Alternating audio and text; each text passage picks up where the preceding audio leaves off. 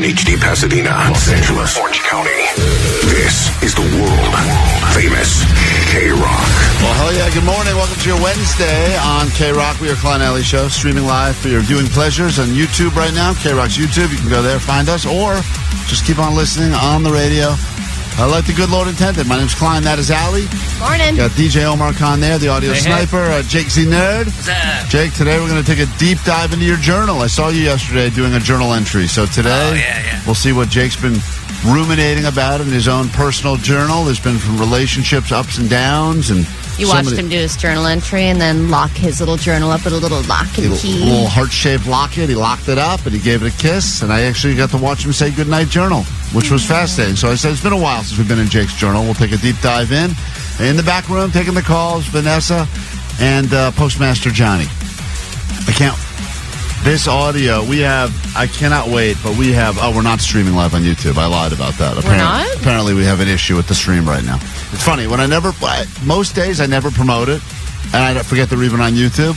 On the rare occasion that I say, by the way, we're on YouTube, those are the days they're like, no, we're not. No, why? The computer's melting down. We're good. Oh, we're good. Great, wonderful. We're back up and running. That was a tough patch. As you know, things around here are a well-oiled machine every single morning, right? I got trailed by a police car almost my entire drive to work today. Oh, my God. That is the worst. And then you're, like, staring straight ahead almost to the point where you're, like, so stiff it's hurting. Because you're like, I'm a good driver. Yeah, it's 10 and 2. I pulled up next to him at a light, which is always, whenever I have the option of pulling up next to an officer or pulling behind, I will usually always opt for the pull behind. Oh. No, I never want to be next to. Oh, I like being next to. No. Yes, because then I show I've got nothing to hide. Hello. I feel so shady. Look at me just looking straight ahead with no distractions. Why don't you observe me for a while and look at that there's nothing to worry about so that I can quickly pass you. Yeah, but you're like a white lady, and I feel like people never know what I am when they look at me, and then I've got the backwards hat, and I always turn it around facing forward because I think that's going to make some sort of a difference. You're right. You look so threatening. Yeah, your I think backwards hat. He looks like an Arab goat effer. That's right. Thank you, Omar. According to one guy on Twitter. According to one comment one time on Twitter, I am an Arab goat effer. And I don't want the police to think that, so I usually would go behind, but I'd already kind of made the move to go over, and then I go, I'm going to go behind, and then I realized I'm like zigging and zagging pulling up behind this cop. Right, so he's like, I got to go behind this guy. So then I just sat next to him, the light changed, and the worst part is instead of gunning it as soon as the light goes green, you kind of do that slow, like you stay at their pace. Because I feel like they become the pace car at that point. Of course. And then one time I decided to outpace a police car because they were doing that, and I was like, well, I guess we're just equals here. Yeah, well, I'm going to just go ahead and pass, and then he pulled me over and gave me a ticket. Right, because I feel like it was a trap. It feels like it's a test. Like, I feel like we should be both going faster right now. Yes. But if I gun faster than you are, and I don't have no idea, I assume the speed limit's 45, maybe 30, I don't know. If it's not on a freeway, I have no idea what the speed limit is. That's how I feel, too. I'm like, I think there's a school around here somewhere. I know schools and freeways. Those are the only speed limits I know. So I finally kind of speed up a little bit just to get ahead of the guy, but not so much that I'm being aggressive. And then he immediately gets behind me. And then I start going, what have I done wrong? Because I think at any moment, and this went on for, from the valley all the way here. So he followed me. Through the canyon? I didn't do canyon today. I went Cahuenga. He's followed me on Cahuenga all the way. Not the best way to get here. No, it was not. But I was thinking to myself, I don't want to come across the shady and make a detour. Like I feel as soon as I try to cut onto the 101, he's going to be like, this guy's trying to hide something, pull him over. So I just stayed, kept going. It's crazy because you weren't doing anything wrong. No. But they have a great way of making us feel like we've done something wrong when there's nothing to do. You also don't have anything to hide. So what the hell? Well, here's the thing. My plates are expired right now. My plates are expired. Right now, as opposed to every other time. As opposed to every other month of the year. Also expired. So I did realize that my plates are expired, and that's enough of a reason. And I do have pretty tinted windows as well. Don't you have illegal contraband in your car? Yes. Also that. Don't you have that goat in the back, too, that you'd have? I don't have a goat. I actually do not have a goat I would have. It's dead. Okay. But it's back there. Yeah, that goat is going to be a gyro later today. So it was one of those things, dude, where I just, the whole time here, I was like, at any moment. And then finally, when I got to the KROQ building, I go, I guess I'm just going to turn into this building, and maybe they pull in after me, and I'll be like, aha, I have a job. And then as soon as I just pulled in, they just kept going. And perhaps they didn't even notice they're following me the whole way. But the whole way. The whole way. So you made multiple turns and it followed you. Yeah, then it was following you. Man, they were waiting for me to mess up. If you had expired plates and he was like, I'm going to wait for this guy to do one other thing, And if he does one other thing, I'll pull him over and I'll tag him for both. Yeah, unless there was one of those things where they do the call-in and they try to get some more intel on the guy. It says pie wine. So it's weird business. His license plate. No, let him go. He seems like a sad man. Here we are. A bunch of innocents here at KROQ this morning.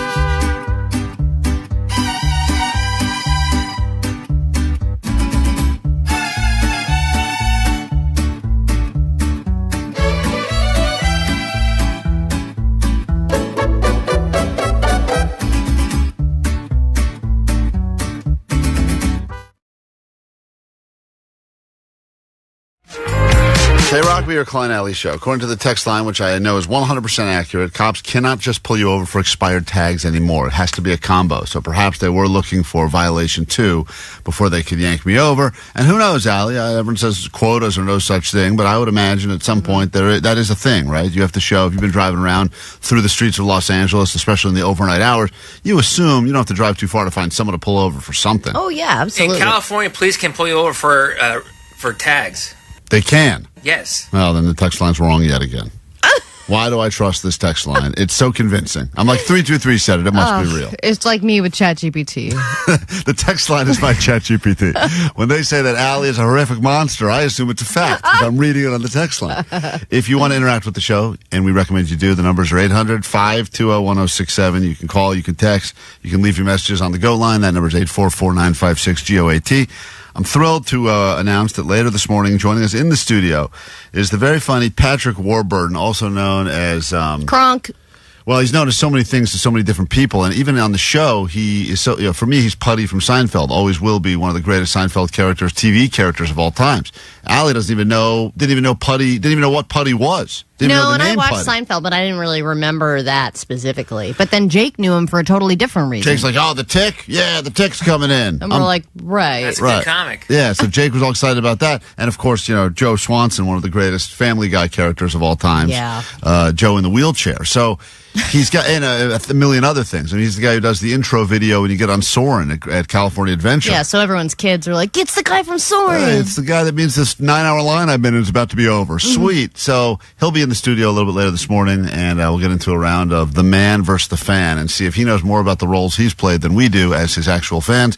That'll be happening later this morning. Plus, we have for you Cali Vibes tickets, although once again, and I hate to be the bearer of bad news, KROQ has set us up for failure.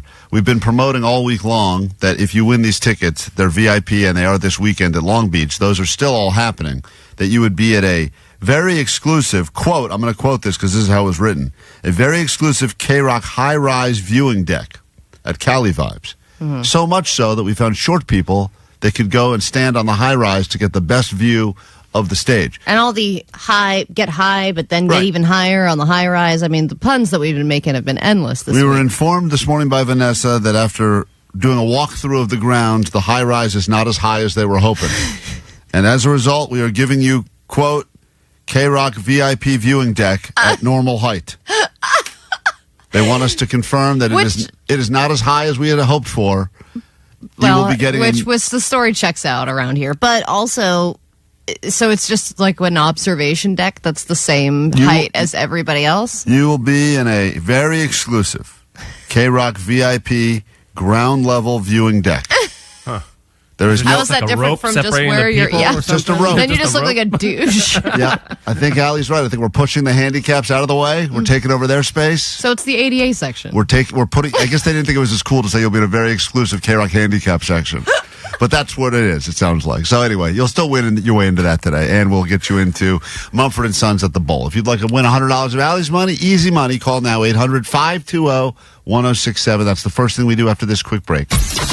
Yes, yes. This is Marcus from Mumford & Sons. It's Banjos in the Bowl with Mumford & Sons. Listen to KROQ at 9, noon, 3, and 6 to pluck yourself some tickets to Mumford & Sons at the Hollywood Bowl June 12th. I will wait for you.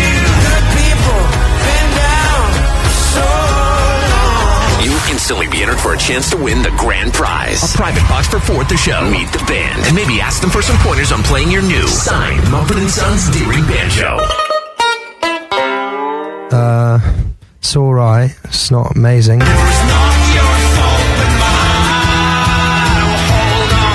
be the banjo person now. You might have to join a folk punk band. You might get booked at farmers markets. So be ready when you win Banjos in the Bowl with Mumford & Sons. Courtesy of Glass Note Records and Live Nation. You listen to the world famous KROQ. Time for Where'd You Go? How Far'd You Go? Date Jake and an actual date with someone. All we know is that he met her on Tinder and she's an English teacher. That's all we know. Everything else we will try to figure out together. We'll let you play along. Here we go. Where'd you go? How far'd you go? Did you guys go play bingo? Where'd you go? How far'd you go? Did you guys take it slow or no? All right, we'll let some listeners get in with some questions as well. The only questions we cannot ask you are where did you go, how far did you go, but we can ask you anything else about you or this person, and then we will try to figure out where you went and how far you went on the date. The fact that he even told us about it, Allie, makes me think that something good happened, because if it was just a total colossal failure, he may have kept it to himself. It's funny because Jake he's got a pretty good poker face. If he is like, yeah, I want a date, you're like, oh, what happened? He could be like, I had sex all night. Right. Or he could be like, it went horrible. Right, trunk burger, another trunk burger. Yeah. Also, you know what's funny is that I did a little bit of research right now on Tinder, and Jake had a higher tier than normal Tinder thing.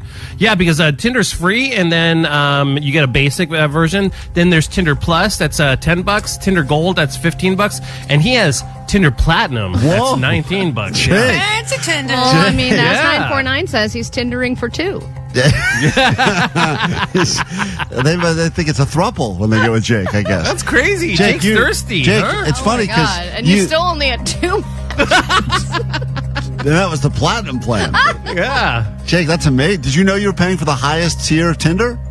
No, I didn't. There's a higher one. It's called Tinder Select, and this is a yearly subscription fee for $500. Whoa. Oh no, this one's $500 a month. Yeah. What? A month? A Yeah, month. that's what it says. Yeah. Man. Dude, people are spending $500 a month on Tinder? That's crazy. The whole thing is What insane. a waste of money. I'm sure a lot of those people who are paying for it still don't even remember that. Like Jake remembered that he's still getting charged for it, but he's a platinum Jake. I forgot the first week. I had to go and cancel it, my subscriptions thing. What? Did you sign up for that because you were really trying to get, find someone to get laid? Vanessa made it so we could do the AI challenge thing, and then I had it on my phone, and then I was drunk one night. I'm like, I'm going to sign up, and so I could start swiping on people, and I forgot. Yeah, I got it. All right. Well, we just get one question. Where did he go? How far did he go on this date? Allie, would you like to begin? Yes. Jake, what was the first thing you messaged this person? What did you say? Are you real? I don't. I probably just like, hey, how's your week going, I think is what I said. Hey, how's your week going was your opening line? I think so, after we matched, something like that. Okay. All right, Omar, you got a question for Jake the Nerd. We're going to get into where he went, how far he went on this date in a moment. Yeah, I know a lot about. I mean, we work with the guy. You know what? I hear something that's. What's your landscaping downstairs? Oh. The same question you would ask anybody else. You're right. You got like a ball throw action going on? Or what's going on there? It's trimmed. Oh. It's trimmed? Like how? Oh. Like, short. No. Just short? Next. Like a mohawk? Like you got like a little landing strip down there? Or? No, it's all the same. All short. Oh, okay. Like how? What's the length? Like a half an inch? That's enough. A lot of detail. Jesus Christ. I need to write a new question because I also had a ball throw question. So I'll give you mine in a second. Hey, Maria, go ahead. You have one question now. We'll get into where he went, how far he went on the date. But what is your question for Jake the Nerd? Did he prepare with a trunk burger this time? Yeah, it's a good question, actually. I was going to ask something similar. You always have a consolation meal, and I know you're not as hungry anymore now, thanks to Lasara. But did you have a consolation burger last time? I think your first date with Tina, you had a trunk burger, a burger waiting in the trunk for after the date, if it went well or didn't go well. Did you have any sort of a consolation meal waiting for after this one? No, I ate right before. Oh, you did eat right before. That's a good question. Ate right before. Kimberly, you get a question for Jake the Nerd. Go ahead. What is your question? Ball throw questions are out. Yeah. Did you go in a car to the date? All right, that's a great question. Was there? Did you pick her up in your beat-up car? No, I did not pick her up in my beat-up car. Oh, okay, good question. All right, Jake, I'll give you the final question right now. Have you self-pleasured since the date? No. It's a good question, Klein. Thank you. No. You probably couldn't. Were you waiting for a good question? Yes. That's basically what I just said. Yeah, that's right. I couldn't. I watched Allie's video. All right. Oh, that's good. Thank you so much. That'll cure you. That'll cure you of your ills, my friend. I have cured someone of their panty I fetish. believe it. Hey, we're going to check that world premiere of Allie's Panty Hall video coming up in moments. All right, we've learned a little bit about Jake. But now the only questions that matter, which is where'd you go, how far did you go on the date? A real match on Tinder. He's a platinum Tinder man. Who knew? Jake will cut many expenses and lots of things, but not when it comes to his Tinder. He is the second most expensive tier there is. I think I know exactly what happened. All right. So... What day was this, Jake? Yesterday. Oh, okay. Sunday date. So here's what I think happened. I think he messaged back and forth with this girl. This girl, he said, was a listener to the show. I don't think that she would have swiped and chatted with Jake if she wasn't already in on Jake. I don't think she would have been like, I'm still deciding. Right. You know what I So mean? she thinks she decided sex. I think that she decided early on that sex was going to happen. But, of course, Jake wants to make everything convenient for him. So he suggested Come to me. go to a bar within walking distance of where I live. He met her at that bar. They had a few drinks, and then they walked back to his place to watch some stupid movie that no one's heard of. And then during the movie, they started up and had sex. You ever see Anime in a Shack? And she's like, sure, I don't know. Right, I got it. And then they had sex, and they're going to see each other again. She wanted the novelty of Jake the Nerd. I'm sure she wanted to see the Jake Shack. I agree. There's no chance he left Burbank for the date. The date 100% happened in Burbank, probably within 3 blocks. 3-block radius of where he lives. At first, I thought he was going to go to that taco place he won't shut up about. Oh, right. Because he found a new taco place right down the street from where he lives. That's what I ate right before. So Okay. like, So I thought he took her there, but I guess he went there beforehand. Allie, you know what? Knowing Jake, you could have gone there beforehand and during and after. All right, Omar, what's your guess? Jake the Nerd's big Tinder date. Where'd he go? Well, I How think, far did he go? Allie's absolutely right. She had already made a decision that she was going to go all the way with Jake, so they definitely had sex. Like she's into oddities. Yeah. And as far as the date, I think they just, they met somewhere. They went on a hike. I know Jake's a big hiker. I think they just wanted to get to know each other, so they went on a hike somewhere. Hike. Yeah. Interesting. We can hike for a 3-block radius around this taco truck. Yeah. I'm going to let Maria play along with us because she asked a question. Maria, where did he go? How far did he go on the date? You're a woman. Maybe you give a different opinion. I'm a woman, too. Shut up, sir. Go ahead, Maria. I think that he took her to that bar that he always frequents, Mm-hmm. and he took Kibby, and I think that they did go all the way. Also, 3 guesses for all the way. Yeah, I think so. It's been a Platinum while. Jake. Also He's all because backed Jake up. would be like, so what are we doing here? Right. He would be like, if we're going to do this, let's do it. That's Kimberly, good. you got to ask a question as well. I'll let you take a guess. Where'd he go? How far did he go on the date? I think he went to the same place, the bar that they said probably had 2 or 3 shots, and got a little tipsy, maybe had another buzzball at his place, and then went all the way. 310 has an interesting guess on the text line. I'm going to guess that she went to second base with Jake's boobs, which is a great nice. guess. Motorboat? That she felt Jake up for a change. Cool. All right, Jake, listen, I think it's very clear. And with all this, we are very happy for you if you did get laid. He didn't get laid. I'm pretty confident about that. He did have a pep in his step today, but I think it's just because he keeps losing all that weight. Right. Natural pep. Yeah, I think that it did involve a park with his dog, because he probably had to go to the park anyway for his dog. Jake doesn't prioritize the dates, as you know. So it was, I'm going to take the dog out to the park if you want to come meet Kibby. They were at a park. I don't think his dog can walk anymore, though. Oh, yeah. Your good day starts right now on KROQ with $100 of Allie's money up for grabs. 5 questions about the news. Let's see how you do. Even if you're not on the phone to play, you're more than welcome to play along and see how you would have done had you been battling Allie for her same $100, which, by the way, we'll give away again tomorrow morning right around this time. And these questions are not difficult, but when you wake up in the morning, it's hard to remember all of the things that potentially took place while you were sleeping or all the news that took place yesterday. As you know, the news cycle now, it's moving quick. Very fast. Very fast. It's hard to keep up. Big story, and already yesterday I forgot about those little dolls we were talking about. La Boo Boo. Lollabaloo Blues, whatever they were. Big story yesterday. Today I haven't heard anything about it yet. That's We're how over it is. it. We're moving Done. on. That fad is gone. And now we're back to jorts again. It's all about the jean shorts. Oh man, I'm so in fashion. Jake's actually, there's a question in the Allie Knows the News that Jake, believe it or not, Allie, is the one guy on the show that is setting himself up for success, which is something I can't say very often. Let's get into it right now. 5 questions. Allie's going to leave the KROQ studio, and we say hi to Rudy and Downey, who would like a shot at your money. Good morning, Rudy. Morning, Sweet David. Sweet. So it's $300 Wednesdays, right? $300 Wednesdays doesn't have a ring to it, but since Allie's already making her, she's yelling no as she leaves the studio. No, we're going to keep Pedro, it by the way? a tradition. What's that, Omar? Where's Pedro? Yeah, where's Where's Pedro? Pedro? Where's Pedro? No offense, Rudy, you're cool, but I Yeah, mean, Rudy, yeah, you're okay. but where's Pedro was a big star yesterday during Allie Knows the News. We will have Pedro yeah, on. he was. Yeah, you liked Pedro. You see? Yeah. everyone Everybody loves agrees. Pedro. Get Pedro back on. Vote for Pedro. We say Yeah. it's time for Rudy's round of Allie Knows the News. Allie knows the news. This NBA team has just fired their head coach, despite the fact that they made a deep run in the NBA playoffs.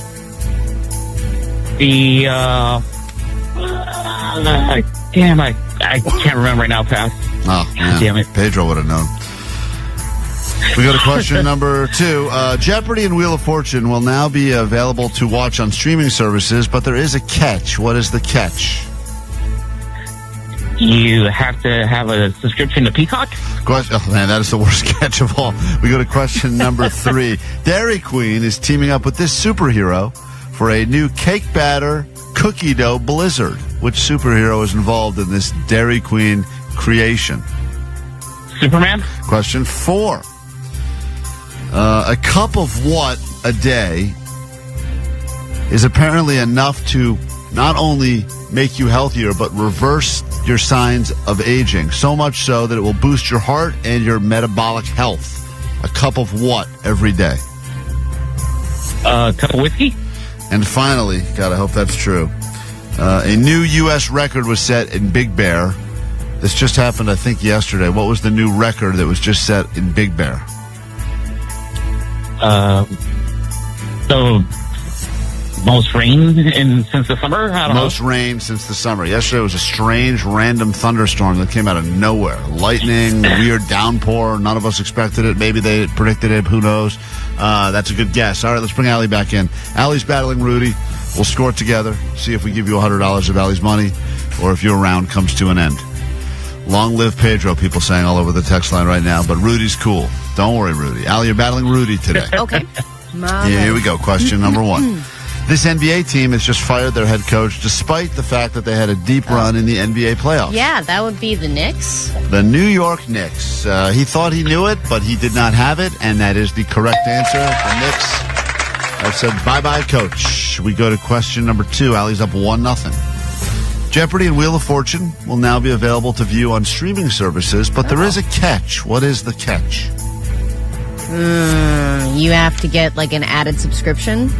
Okay, he said... Like it's ad-free premium. He said the catch is that you have to sign up for Peacock, which is that's a tough catch. Tough catch. The catch is that you will not be able to watch them the day they air. You will get them the next day. It's a next day viewing. Well, but some people go, I've already... By the way, what a way to look like a genius. You watch Jeopardy on actual TV, and then the next day... Hey, why don't we watch Jeopardy? Gather it around. Put some money on it? You just crush every question. That's maybe the greatest thing to come of this. Allie, no one gets the point. We go to question 3. Allie's still up 1. The puzzle's just blank on Wheel of Fortune. You guess it right away. Like, God, this guy's a genius. You had no letters. That's amazing. Dairy Queen... DQ is teaming up with this superhero for a brand new cake batter cookie dough blizzard. God, I kept hearing about the new Man of Steel yesterday, so it's probably that. Who is the Man of Steel? The Superman All right, movie? Just making sure you knew the answer to that. He said Superman as well. He's on the board. Allie got that right. Allie's up 2-1 with 2 questions left. Here we go. Question 4. According to health experts, doctors, etc., a cup of this every single day can not only help your health, but reverse it so much so that it will actually boost your heart and metabolic health. A cup of what? New research just out yesterday. It's definitely not that apple cider vinegar you drink. Just give me an answer. It's coffee, I think. No, it's not coffee. Come on, there's like an article every day Didn't about we how just coffee. talk about that yesterday? Yeah. No, there is a different coffee-related story that drinking coffee is linked to healthy aging in women, but the story here is about eating a cup of beans every day, something Jake didn't know. Jake! Look at Jake. Jake, by the way, Man. you look at Jake right now against his driver's license photo from 20 years ago. The guy, minus the thinning hair up top and everything, he looks... And the diarrhea. He's pretty much unaged. Don't forget the diarrhea and the pit. Pit sweat. The pit sweat. Minus all that, I'm saying physically, I think Jake is... personality. Unrelated to what I'm saying. Face. Oh. You know how celebrities come out with their own vodka and hot sauce and stuff? Jake should come out with his own can of beans. No celebrities are getting into the bean world. Your own line. You know what? I'm cool with that. Jake's beans? Jake Shack Beans? Jake Shack beans. And then it'll has a good say, ring to I it. eats it on it. Oh, I eat it. Yeah. Oh, Jake, I'm telling you, dude. Let's get behind this. $1 million idea. Beans are all the... It's at least a $5 idea. No, it's a $4 idea. $3 idea? $2 idea? It's got to be a $1 idea. Yeah! Oh, yeah, that's enough. All right, Rudy. Final question. No one got that right. There were a couple of world records that were set at Big Bear yesterday. A new U.S. record was set. What was it, Allie? Snowing in June? That's funny. He guessed rain-related because of the unexpected downpour we got. No one gets the point. Apparently, they were getting ready for the most important competition ever, holding a beer stein with outstretched arms. What is going on And here? someone was able to hold a giant beer stein full of beer for 25 minutes and 29 seconds, shattering the old record by about 2 minutes. Move over, bald eagles. So, yeah. The Guy holding beer stein. That's a big story. It's a big, important story. And now this a big, important story. It is, because now Beer and beans, very important. The person now from the competition is going to be representing California in the actual U.S. competition. Then they go on to conquer the world. Wow, there's more. International stuff? Oh, yeah. It's maybe the most exciting competition involving holding liquid. And they're only competing against people in Germany. That's it. And those guys get the record every year. Anyone else care about the Stein? Rudy, you put in a decent effort. Unfortunately, Allie did beat you by 1. What must you shamefully admit over the airwaves of KROQ whenever you're ready? Go ahead. I'm Rudy from Downey, and you guys need to bring back Pedro. Allie knows and you. You're right. We should have had Pedro on today. You're absolutely right. Vote for Pedro.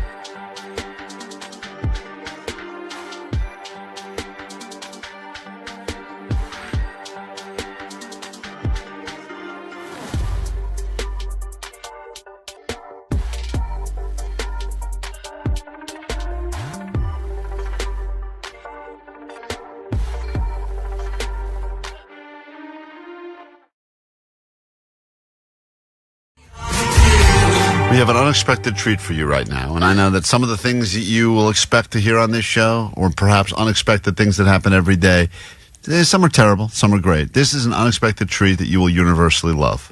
And we were gifted this yesterday after the show. Unexpectedly, sitting around, having a post-show meeting, planning the goodness that you'll get over the next 4 hours this morning.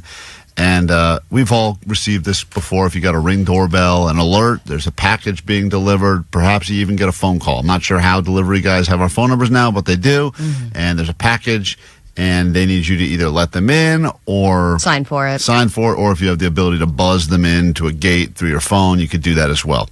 Well, this is exactly what happened to Vanessa, and I don't even know if she knows we were rolling audio during this.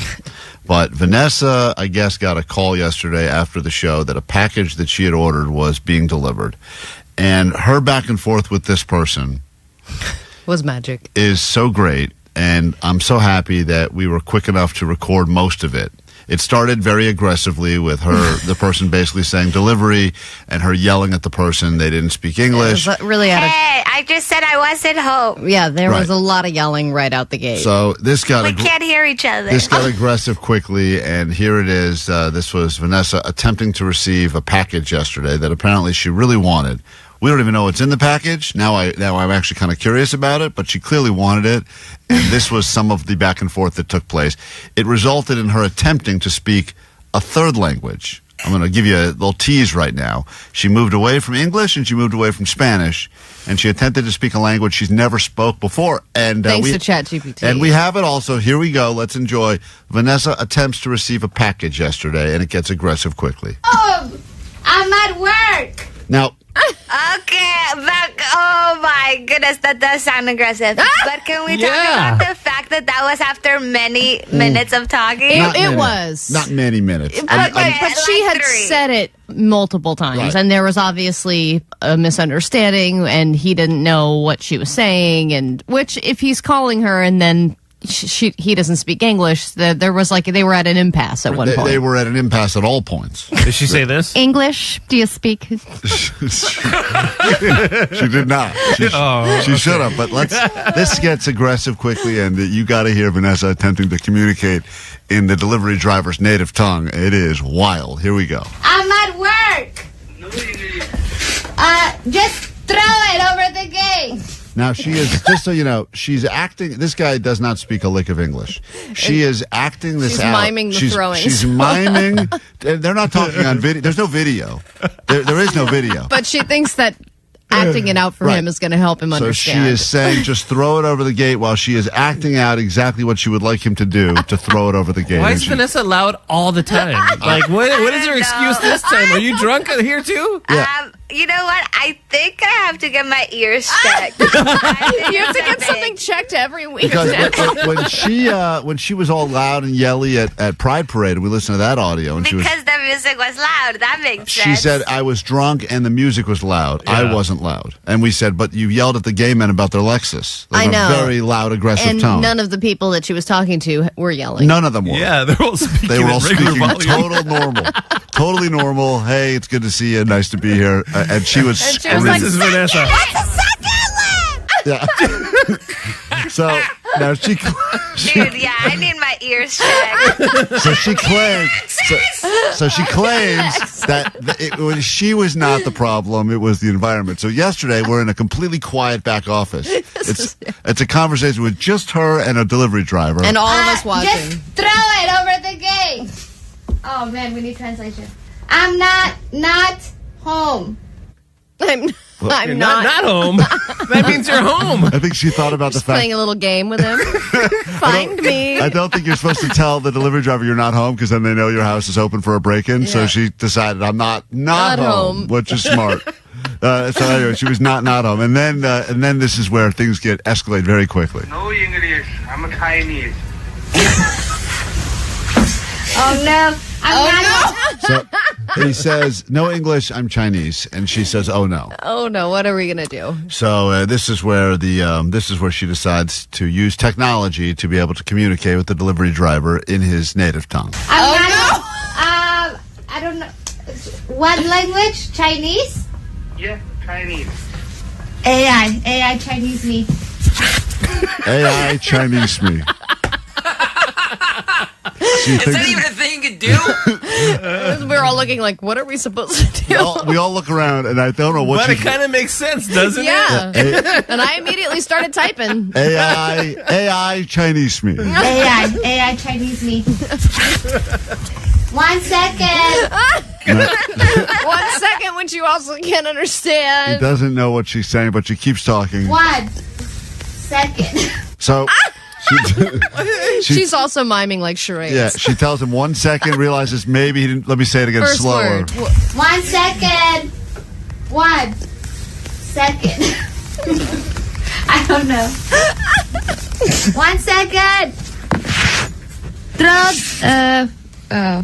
She was about to say throw it over the gate again, realized that he does not speak any English, so once again she's wasting her all of her Her yelling. You're right.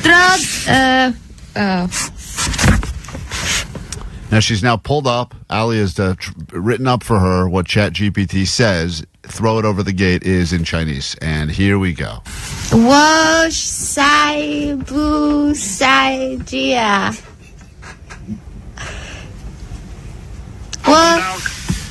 我塞不塞呀 Sorry, that's all I got. And I'm sure he's like, paused, like, what? Like, she managed to insult his whole family. Right. I have no idea what she said and if it's what she was trying to say at all. But boy, she was... she said it twice and then was like, I give up. 我塞不塞呀 Sorry, that's all I got. But I'm not home. Okay? Okay. He just hangs up on her. He just hangs up. Like, I hope my package got delivered. So did it? I'm very curious. You'll have to tell us after the break. But after that whole back and forth, when you arrived home yesterday, was your package sitting there waiting for you? Yes, I got the package. Or just tell us now. After this long break. Oh, my bad. That was good. She does need your ears checked. Klein, Ali Show. 106.7 FM. The world famous KROQ.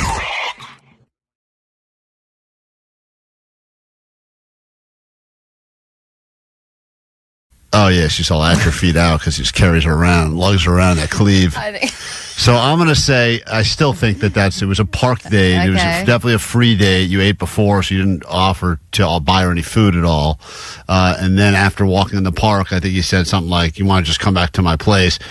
She probably wanted to see the Jake Shack to see if it was anything like we talk about on the radio. Yeah. And I don't think there was, I'm trying to think, did she feel... I don't think they was hooking up at all. I think it was like a friendship thing, and she's probably also asking for a refund from Tinder. You know, apparently there are hints on Jake's Instagram story. Was this the woman who was dancing on Jake's IG story? If any of us followed him on Instagram, that would have been helpful information. Seems a little... I don't think I follow Jake.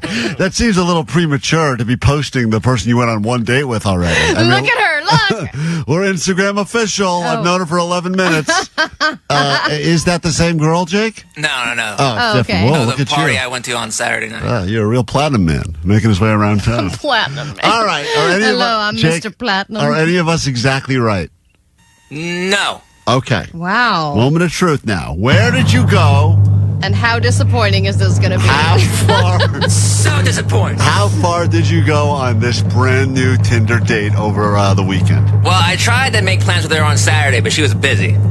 So we made plans for Sunday, and I said, well, I play in a weekly card tournament on Sundays. Do you want to meet up after that? It's so much worse. That you said to her, I cannot accommodate this date. I have a weekly Magic the Gathering event I go to. He said, yeah, well, I didn't say Magic the Gathering. I just said cards. And then I said, I'll be done like around 3 or 4. And she's like, I'll be available around 5. Does that work? And I said, sure. So we met at 5 at the bar across the street from cards. Did I not call it? The place that is the most convenient for him? Of course, the most convenient. Okay, then what? So you walked across the street. How many times during Magic the Gathering did you tell everyone you were going to meet a real woman, a real human woman afterwards? Yeah, I have a girl waiting. About it. I have a girl waiting for me at the bar. Yeah, if you need me after this. You know, after this tournament, I got a date. So you went over to the bar next door. Well, first I went and got tacos because I had some time to kill. And then I went home and changed because I get sweaty playing cards. Oh, my God. I love you. All right. And so then? you're all covered in sweat. You change. You go, and then you go to the bar? Now I go to the bar, and she shows up, and I have a beer, and I buy her a vodka tonic, and we sit and have a good conversation. And in person, what's your first impression? Because I know sometimes the profile pic doesn't, fit the real life person. I thought she looked exactly like her profile pic. Oh, okay, cool. Yeah, like she showed up and gave me a hug right away. I bought her a drink. We sat there and had a good conversation. And then I walked her to her car and gave her a hug goodbye, and that was it. Whoa. You think there was going to be any conversation of meeting up again, or? There could be, but I kind of got more of a friend vibe from her. She was a nice lady. I thought Tinder was the app where it's like sex is like guaranteed. I'm like, what? I thought it was just for hooking up. I think the tagline for Tinder is creator of zero friendships. Right. You're the only one who found a friend. What are you doing, dude? I'm good at it. You bought a platinum friend from Tinder? Worth every penny. Wait, why did you get the vibe, Jake? Did you tell her about the shirt change? Of course not. Why would I tell her that? Jake, what? Told her I won my tournament, though. Oh, God. That's it right there. Just hear the sounds for drying up on the spot. Oh, my God. And she was a fan of Kibby. Yeah. So you brought your dog on the date, too. Of course. Of course. He brings her everywhere. And so then- did she say anything to the effect of we should do this again? No. Did she say we shouldn't do this again? She didn't say that either. I'm sure if I invited her to like a concert or something, she would go. Did she speed away when she got into her car? I didn't see that, but I did hear tire screech. Here is the audio of the date ending. Let's take a listen.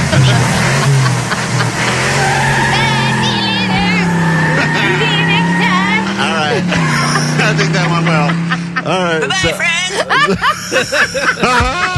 All right. Well, Jake, congratulations. Yeah, good for you. What a story. Man, that's a platinum man right there. Jake the Nerd on KROQ. What a date, huh?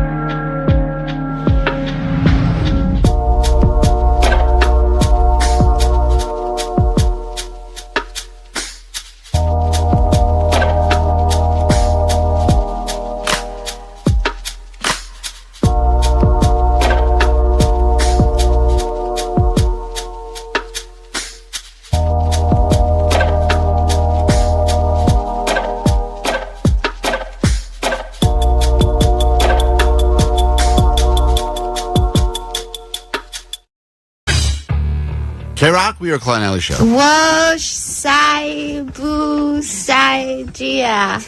Exactly what I was trying to say. Thank you for translating. It's a show for everyone. All people, all languages. You're welcome here at K-Rock. We appreciate you for checking us out. Let's get to your news. Then a brand new hour of the show can officially begin. But first, what is going on in the world? We find out right now from that woman right over there, Allie. Grab your Adderall. It's time for A.D.D. News. All right, in America these days, you're nothing if you're not being sued or suing somebody else. Everyone is very sue-happy in America, and a major corporation has entered the mix.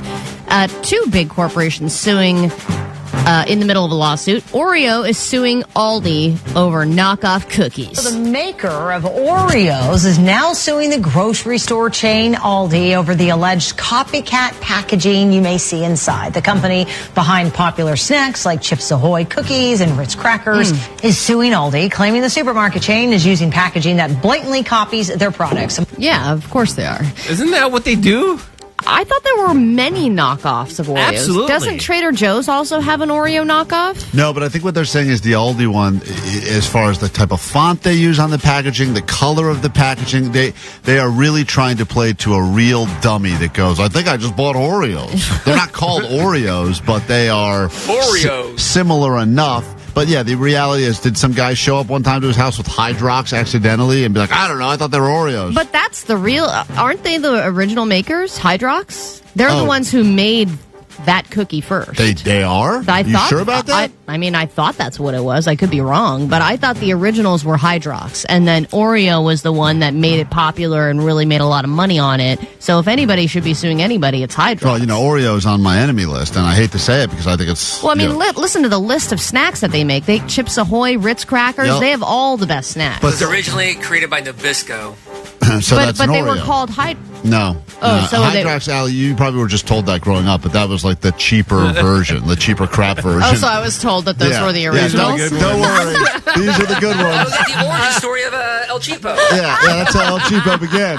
Allie's like, I want Oreos. Hydrox, guys. Those are the OGs. Don't worry, Allie. I know your friends are making fun of you at school. That but sounds like medicine. These are the original.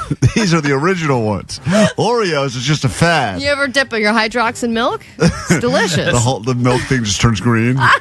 Yeah, that was always a sad state of affairs when you'd think from a distance you got an Oreo. But the reality is, has that concept of the chocolate sandwich cookie with the white cream in the middle been knocked off a million times? Absolutely. Joe-O's don't even stand up to Oreos. Yeah, but I guess you're right. It is mainly about the font and them trying to pass it off as an Oreo rather than just saying, hey, this is not an Oreo, this is a knockoff, but feel free to pretend. Yeah, but I also thought that for a while, store brands in general, they do kind of, there are a lot of stores and they want to make their brand and they knock off the originals, or sometimes they actually use the originals, but they charge less because they don't use the branding. Right. But Oreo, as you know, they've gotten too big they've got a little too self-important. They had a good thing going with Oreo, then they had a better thing going with double stuffed Oreo, and that was enough. But then for some reason now they feel like every month they have to release some new weird flavor. Yeah, I know. They've gotten a little bit, they've lost it. They've lost their way a little bit. Man, have you had chocolate chip Hydrox? They're delicious. No, I have not. No, I have not. Strawberry shortcake Hydrox? Have not. They're doing all this. All right, I believe it. All right, we've had 15 days and counting of the Diddy trial, and there's another big update and some details that were revealed yesterday by the security guard. Hold on, Allie, you're being called correct. According to the text line, Hydrox created in 1908, Oreo created as a knockoff in 1912. Once again, this is from a texter. It couldn't be... That's not what Allie said, though. I said Hydrox were created first. Ass. I thought you said Hydrox created Oreo. No, she didn't say that. She said Hydrox were the first one, and that I think Oreo... you cut your hair too short. Does anyone on the show know how to hear properly?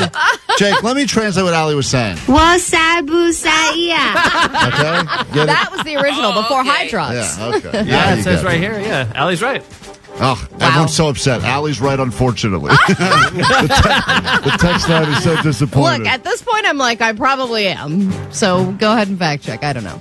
So they interviewed, or they questioned the security guard that worked at the hotel, the one where Diddy and Cassie were staying, where they had that horrible hallway fight and the surveillance footage. The security guard said that he was offered money to give them a copy of the video in the days after they had checked out, and that initially he had gotten some phone calls from somebody who worked for Diddy and was like, hey, by the way, we'd love that video footage? And he was like, no. And then they started getting repeated phone calls from the same people saying, hey, can you please give us the footage and all this stuff. Then eventually, because he kept saying no, Diddy came into the picture and he was like, look, I had a little too much to drink that day, and if the video got out, it could ruin me. I'll take care of you. Don't worry about it. Eventually, the security guard went to his supervisor, and the supervisor was like, yeah, take the money. Oh, and really? so they agreed on $50,000. Oh. And then Diddy even got Cassie to comment and say, hey, why don't you tell them you also want this video to go away? And she was like, yeah, I have a movie coming out and it would actually be really bad if, people saw it. And in the end, they were like, okay, I guess both of them want this to go away. We'll give them a USB drive with the footage. And then in the end, Diddy gave them $100,000 for that video footage. But as we know, it eventually got out anyway, and it is ruining him. So I guess you get what you pay for. How long is this trial going to go on for? Is this I think they think it's going to be a month at least. Oh, really? I think they said 8 weeks. Huh. All right, flying can be annoying, but as we've learned, there are plenty of ways to make it more annoying. Recently, we talked about a delayed flight that was taken over by a small child singing over the intercom. That's what this sounded like. Terrible.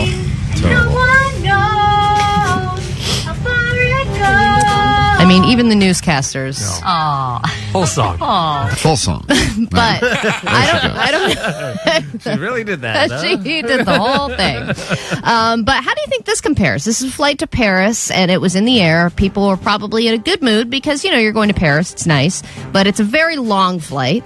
And the flight attendant came on the intercom and said, all right, everyone, we're about to do a gender reveal. Oh, my God. The couple had made everybody participate. They gave everyone pink and blue pieces of paper, and then each person had to hold up what they thought the gender was going to be, so a blue piece of paper or a pink piece of paper. Then the flight attendants and the couple cut into the cake in that little area by the bathrooms, and then everyone felt obligated to applaud, but it sounds cooler because the flight attendants are French. Dear passengers, you already know you're on a flight to Paris, but this isn't just any flight. In fact, this might be the first time in history that someone finds out the gender of their baby somewhere over the North Atlantic. And it's boy! Huge congrats to our lovely couple. And yes, of course, we have a cake for everyone on board, because no one should have to watch the gender reveal empty-handed. Nobody should have to watch the gender reveal empty-handed, so we're handing out cake to everybody. Oh, man. What a Nobody should have to nightmare. watch the gender reveal, period, when you're trapped on an airplane. People not have their own friends and family anymore that they have to incorporate all these strangers. Dude, I know. I mean, try to be left airplanes, alone. annoying. Gender reveals, annoying. Why would we combine these things? Right. Child singing, annoying. Well, I can't wait till that little boy grows up so he can go back on that airplane and start belting out his favorite Frozen tune to all the people that are strapped in their seats. Yeah. Well, there you have it. We get into a brand new hour of the show, and it will perhaps be the greatest hour of your life. We do have tickets for you to go this weekend, VIP style, and stand in the appropriately sized KROQ VIP exclusive area. And we will ask you what is the dumbest thing you ever did while high. So get your stories ready. That's coming up next hour, KROQ.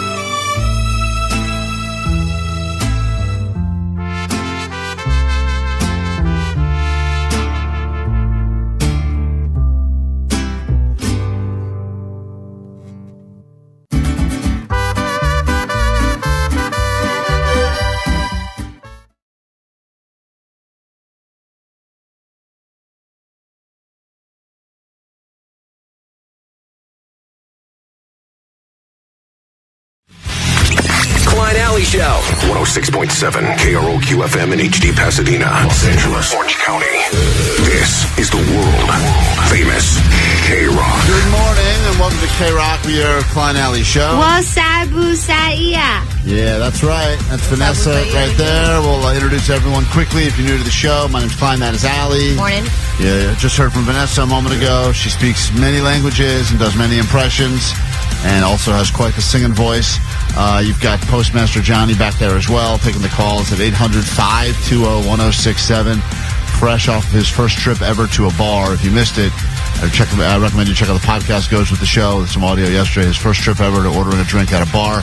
And you would think that is a moment you never forget in your life. But if you're 27 and that's the first time ordering a beer at a bar, you hope it goes well. That was not necessarily the case, although I think he did accidentally hit on a man. So I think he got his number at the end. Got that man's number. Then you got Jake the Nerd. He's about to be a future bean billionaire. Oh, yeah, man. Jake Shack Beans coming soon to a store near you. Just got to go ahead and make a label and figure out a supplier, and then we're off to the races. Yeah, watch out, Goya. And move over, Big Bean. We've got Jake and his cans of Jake Shack Beans coming soon. I eat it. That's what Are you going to do kidney, black? You going to do a mix? What are you going to do, Jake? I usually get black beans. Yeah, great. Even better. That is DJ Omar Khan right there, the audio sniper. Mm-hmm. And he will make sure that everything we say is used against us at the most opportune ways. This hour on the show, what is the dumbest thing you ever did while high? We can all do dumb things. You don't have to be high to do dumb things, but it does seem that sometimes you do get so high and then you find yourself doing the dumbest of dumb things, like looking for your phone for hours while using the flashlight on your actual phone. Yeah, I got lost in a box truck once. I was supposed to go in there and open the back, but I just forgot. And I was just like, I'll just sit here in the front seat. And then people started like knocking on it. Yeah, I was a mess. Getting lost inside of a box truck. There's only one direction to go, really. Yep. For grabs, we got tickets for you to go VIP, 2-day VIP passes, the exclusive KROQ VIP deck at Cali Vibes. Not as high as we once thought it was, but that's okay. You'll make up for it. That's happening this weekend in Long Beach, and we will get you into that this hour on the show. Also, some bamboozling going on. Summer bamboozle. Scams aplenty. Do not plan any sort of summer travel until you hear what we have to share with you with some bamboozling coming up. I would have fallen for this one. And we have nickname drama, and we'll get to that next on KROQ.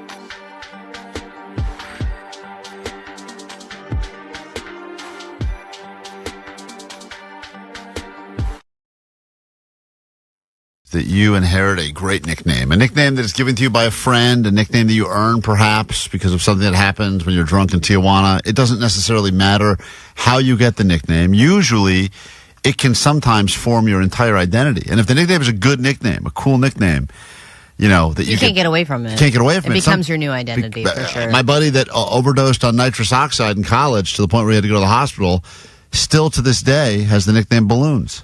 Isn't this the guy who crapped himself? Oh, that was Davy Gravy. Because he ate too many mushrooms and he crapped himself. And that's not a good... If your name is Dave and you crap yourself, you could end up with the name Davy Gravy, and that is not a great nickname, especially when people say, why do they call you Davy Gravy? And he says, I ate too many mushrooms and I crapped my pants. I think you make up a different story then. You have to make up a different... You got to be like, oh, dude, Thanksgiving in my place. I love gravy. I have the best recipe. But that is one of the most dangerous things that happened. My buddy Molnar has a giant scar on the side of his head, and we call him Mole Scar. And that's not a great nickname to get either. That's so much worse than his actual last name. So much worse. So the reality is that if you have a nickname that you earn, you hope it's for a good reason. Well, my kid already has one, apparently. And it's not, and this is dangerous because to get a nickname at 3.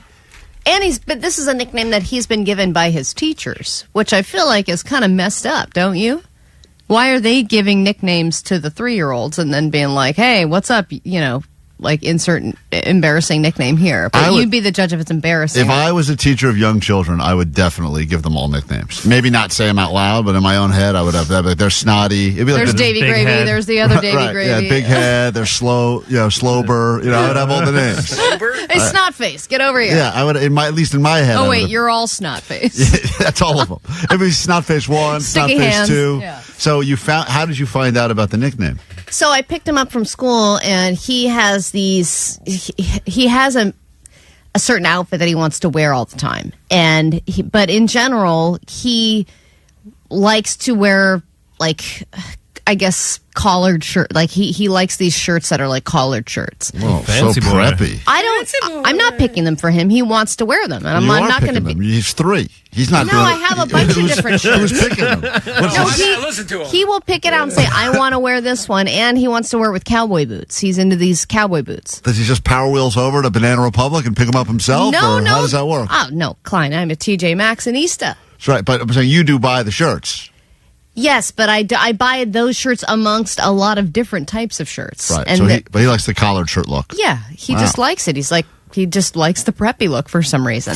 So I pick him up from school. It's probably all that white people talking and about. He's still wearing it and wearing it with cowboy boots. So I pick him up, and then his teacher goes, "Oh, Miss Gina in the other class started calling him Myrtle Beach. That's how he's known around here, as Myrtle Beach." And I was like, Myrtle Beach? And they said, yeah. And so now some of the other kids are calling him Myrtle now. And I was like, Myrtle? Oh my God. And I was like, why? And they're like, just because he always looks so like clean cut and like this kind of preppy look. I don't think anyone thinks, like Allie, you're getting, that is definitely his nickname, but the reason you're getting is not the reason. Because no one thinks, when they think clean cut preppy, no one thinks Myrtle Beach, South Carolina. I don't know anything about Myrtle Beach. Well, so I know it's not a good nickname.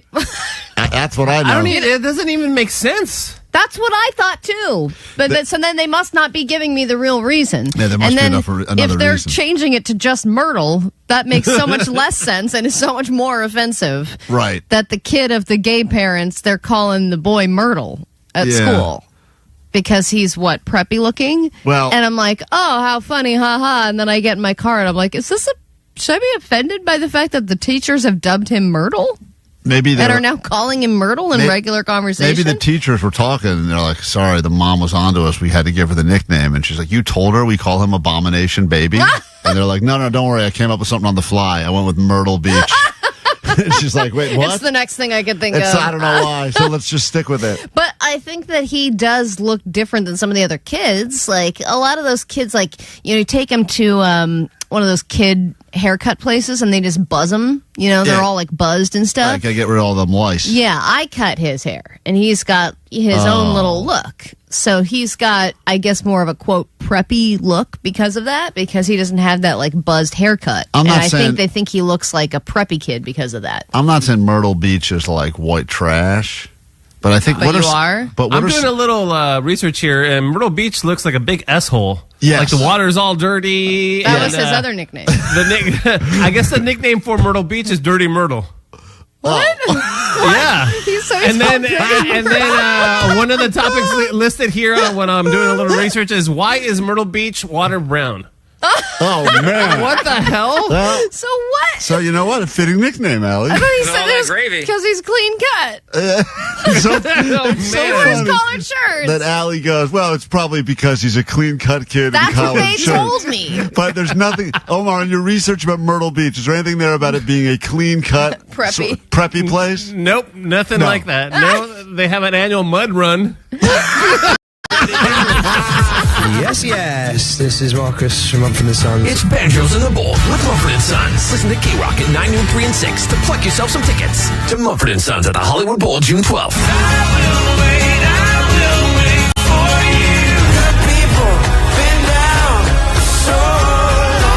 You'll instantly be entered for a chance to win the grand prize. A private box for 4 at the show. Meet the band and maybe ask them for some pointers on playing your new signed Mumford & Sons D-Ring Banjo. It's alright. It's not amazing. You'll be the banjo person now. You might have to join a folk punk band. You might get booked at farmers markets. So be ready when you win Banjos in the Bowl with Mumford & Sons. Courtesy of Blast Note Records and Live Nation. Listen to the world famous KROQ. How in the world? Johnny, thank you for your service. Johnny's in here. Yes, sir. Oh, no, That it's wasn't that funny. Allie just spit up her call. Your mic's on. Don't Is worry. it? Yeah. I can't hear myself. Okay, there you go. Yeah. It's your own headphones, you You idiot. were sporting the camouflage. What happened? You came in here, we had our logos on the TVs, and then you came in here and screwed it all up. I tried to fix it. No, it was working fine. Everything looked great. No, we had the one logo, and the other one was like showing the news. So I'm trying now to fix it. Now you've completely ruined everything. No, watch this. Hold on. Let me cook. Well, We there's don't no have flash time. We drive. don't have It's time. a great time for that. Don't have time to let you cook, but thanks for coming in and ruining the TVs. We set those up for the last hour, and once again, Justin just came in and I put know. a beautiful I know. video logo I know, we had on it one all of the set. TVs. We wanted to make this look more visually pleasing for those that are watching on YouTube. Everything looked great. Johnny All right, sat down, hit a button, and ruined everything. Last time I tried to fix anything, try to help. All right, go ahead. But you didn't. But what was to help? I You was to couldn't help do it because early. there was one logo Johnny, on one TV Johnny, and there's nothing on the other one, so I was trying to help with the second And one. now there's no logos on Yes. both of the and TVs. this remote accidentally activated no, both the remote TVs. did nothing. You screwed it all up. This remote accidentally? Because look, it's linked to both TVs. So when I tried to aim it at one, it messed up the other one because they're both linked together. It didn't mess up anything. You messed up Yeah, there's no everything. denying that. I pushed the button. Okay, yeah. great. Just making sure. We had this all set up. We spent the last hour getting this looking good because these videos of Johnny in here being dumb performed very well for us on the socials. So we wanted it to look as good as possible. So we spent the last hour setting this up. He comes in here, picks up a remote, hits a button, and has now ruined all of the work that went on behind the scenes Klein, for an don't hour. insult a soldier. That's very on brand. I'm sorry, John. Yeah. Johnny's wearing his camouflage shirt today. I apologize. Thank you once again. We can't see him anyway. You paid the ultimate price. I was like, I don't even know if Johnny's in here right now. So somehow that remote just turned the channel by itself. Let's get into some Johnny Doesn't Know space. 800-520-1067 up for grabs tickets. Allie, A lot of space in his brain. no time to play the intro. Let's just get right to the game. Okay. All you have to do is predict whether or not Johnny will know the answers to these very simple questions about outer space. He doesn't know a lot, as we were talking about the astronauts returning. And the astronauts that are leaving. But- and the all-female space crew. A lot of space talk. Say hi to Aaron in East LA. All you got to do is predict will he or will he not know. Here we go. Aaron, you ready to go? Yes, sir. All right, question. Morning. Good morning. Johnny's last appearance in here when he was doing Johnny Doesn't Know Money is trending and going quite viral online right now as he was unsure as to how much money 10,000 pennies actually was. But maybe he'll know this one. Neil Armstrong, Johnny, one time landed on the moon and said, "One small step for man," and then what did he say? Will Johnny know this, yes or no? It's Friday. I think he will. Wow. Okay. Johnny, Neil Armstrong landed on the moon and said, "One small step for man," and then what? One giant leap for mankind. Whoa, Johnny. Johnny got it good right. job. That's a soldier. Let's go. Hold on, Aaron. You got it right. Hang tight. That is a correct answer from Aaron. Good He knows prediction. his stuff. He's dead, right? Say hi to Jen in Koreatown. What's up, Jen? Welcome to KROQ. Good morning. Hi, guys. Happy Friday, sweet dish. Happy Friday, Johnny. A group of stars that appear to resemble a shape, like the Big Dipper, or potentially a person like Orion, are called what? Group of stars that resemble a shape are called what? Will Johnny know this, Jen? Oh, No. All right, with not a lot of confidence, she And laughter. says no. Johnny, you do look a bit dumbfounded by this, but it's a group of stars that resemble a shape, potentially a person. They are called what? Well, it's a cluster, right?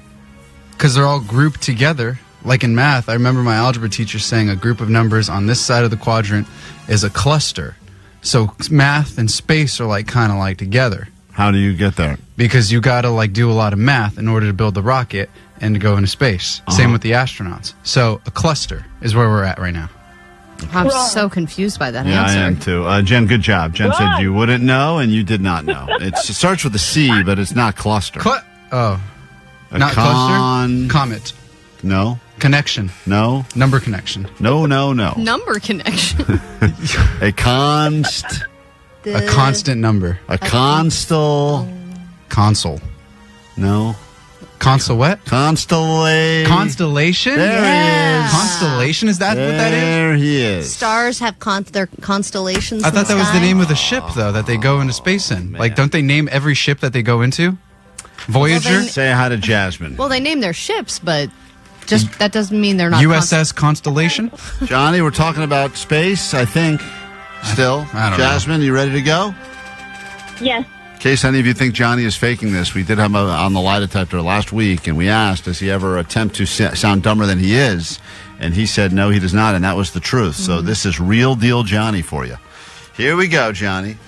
Johnny, in your opinion, what is the funniest planet? Will Johnny get this right? Jasmine, yes or no? Yes. Okay. Johnny, what is the funniest planet? Pluto. No. Pluto? No, Why is that one nothing funny? You just about said, in my opinion, But what that's is wrong. But your opinion's wrong. You just said There's one planet There's that's one planet. obviously Pluto. the funniest one. Pluto. There's a funny planet. And Yeah, 'cause Pluto, it's a and she's planet. right. Pluto's not Pluto's even not a planet. Yeah, Yeah, but like that's the funny gag about it. It's like, is it a That's the planet? funny Is it gag. not? That's not the funny gag. It's like the about it. validation of the There planet. is one funny planet that is funny at any time you hear it. It's funny. And they're trying to change the pronunciation I and make know. it not like this, Yeah, and they're not. They're trying to make it unfunny. Yep. How many of them were there again? The planets? 6, right? You don't even know, Johnny? 6. Earth, Sun, Saturn, Oh Whoa. my Jupiter. God damn it! What do am I- you what, think like that a the sun space- is? Do you think the sun is a planet? Well, we can't go there yet, so it's like, no, we can't. You think planets are only planets if we can go there? Listen, everything he's saying is right so far. Don't interrupt him, Allie. Johnny, the funniest planet. You're going to still stick with Pluto. You asked in my opinion. All right, I think that's Pluto's wrong. funny. That's wrong. I think Pluto's funny. What's the right answer? There's- Uranus. Oh, is that? Oh, yeah, that is a planet. Yeah. Whoa. Uranus. And they're trying to change it to Uranus. I know. They're like, and then there's Uranus, and I'm like, no, there's not. It's Uranus. It's Uranus. It's hilarious. You know it. We know That's it. toilet humor. That's not funny. It's funny every time. Oh my It's god. funnier than Pluto. Pluto's funny. We go to George in Laguna Hills. Give him a shot. This is Johnny Doesn't Know Space. Only have time for one more. Hey, what's up, George? Hey, good morning. Here we go. Well, Johnny thought the sun was a planet, so I don't think he's going to get this right. But, Johnny, what are stars made of? Will Johnny know this, yes or no? No, he will not. All right. Johnny, what are stars made of? Is it not fire or like an explosion of something that breaks off and it's like? So you think stars are like broken off pieces of spaceship or something? No, broken off pieces of like a planet that got destroyed, and it's just like stays in the atmosphere, and it stays for like years and millions of years. Because we're like, remember how we're like millions of light years away from Earth to No, we are on Earth, but I think you are correct about your positioning. I think we're currently sitting on Earth right now. Last I checked. We're 0 miles from Earth. We're 0 light years. I don't even think you can capture a star. I'm currently 1 light switch from Earth, right behind you. Right? You can't even capture like So what is a star made of? part of a planet that was broken off or destroyed. Good job, So you think George. the millions and billions of stars are all just pieces of other previous broken planets? Look, I don't know where they came from. They just appeared one day. Made of gas. Gas? That's right. Again, hilarious. Wait, what? Gas from Uranus. Huh? Really? Yeah, that's the joke. Oh, Yeah, Oh, so it's not real. No, it's gas. It is Stars real. are made Oh, of it's gas? Yes. So you can't touch it. It's just like an air It's thing. burning gas. Wow. Did you know, Johnny, that the sun is a star? I mean, I'm not a space guy. I'm not like a... Clearly, you're I not a don't- space guy. Although you're a very spacey guy. We have no problem. I mean, I don't know. Let me ask you this, Johnny. We don't have time anymore because this was really a disgraceful performance you put on. But how high up does space start? I'm just curious, in your own opinion, when do you think space begins? How high up? Like when it starts turning black? When the sky turns black? Sure. Give me a number. I just want to get a sense of where you're at. 413,000 feet in the air. 413,000 feet? 72,000 feet in the air. Oh my God, you're going less feet? Well, because he just looked at me like I was a dumb answer, and I was just like, how am I supposed to guesstimate the feet? 62 miles from sea level is when we officially enter space. Wow. How many feet is that, So Johnny? not even feet. That's miles. That's a whole nother. That's next week's Johnny Doesn't Know. Feet All and right, miles. we got to take a break. Guys, you have to stop. I'm feeling dumber by listening to this. Is this guy for real? This is tough. Return to KROQ for the first time in a long time, and I'm now not sure why. Johnny did go to a public school. Let's let him shout out. Johnny went to multiple colleges as well. We got to take a break. Everyone, Allie, who got theirs right, that includes Jen, that includes Aaron, that includes George. And Jasmine, who's getting the tickets? Why don't you go ahead and tell us the good news? That would be Jen. Congrats. Oh, that's not Jen. Oh, hold on. I hung up on someone. Jen, you're still there. Hey, congratulations, Jen. You're going, all right? I'm here. Oh my God. Hold on one second. Quick break. Back with more show now.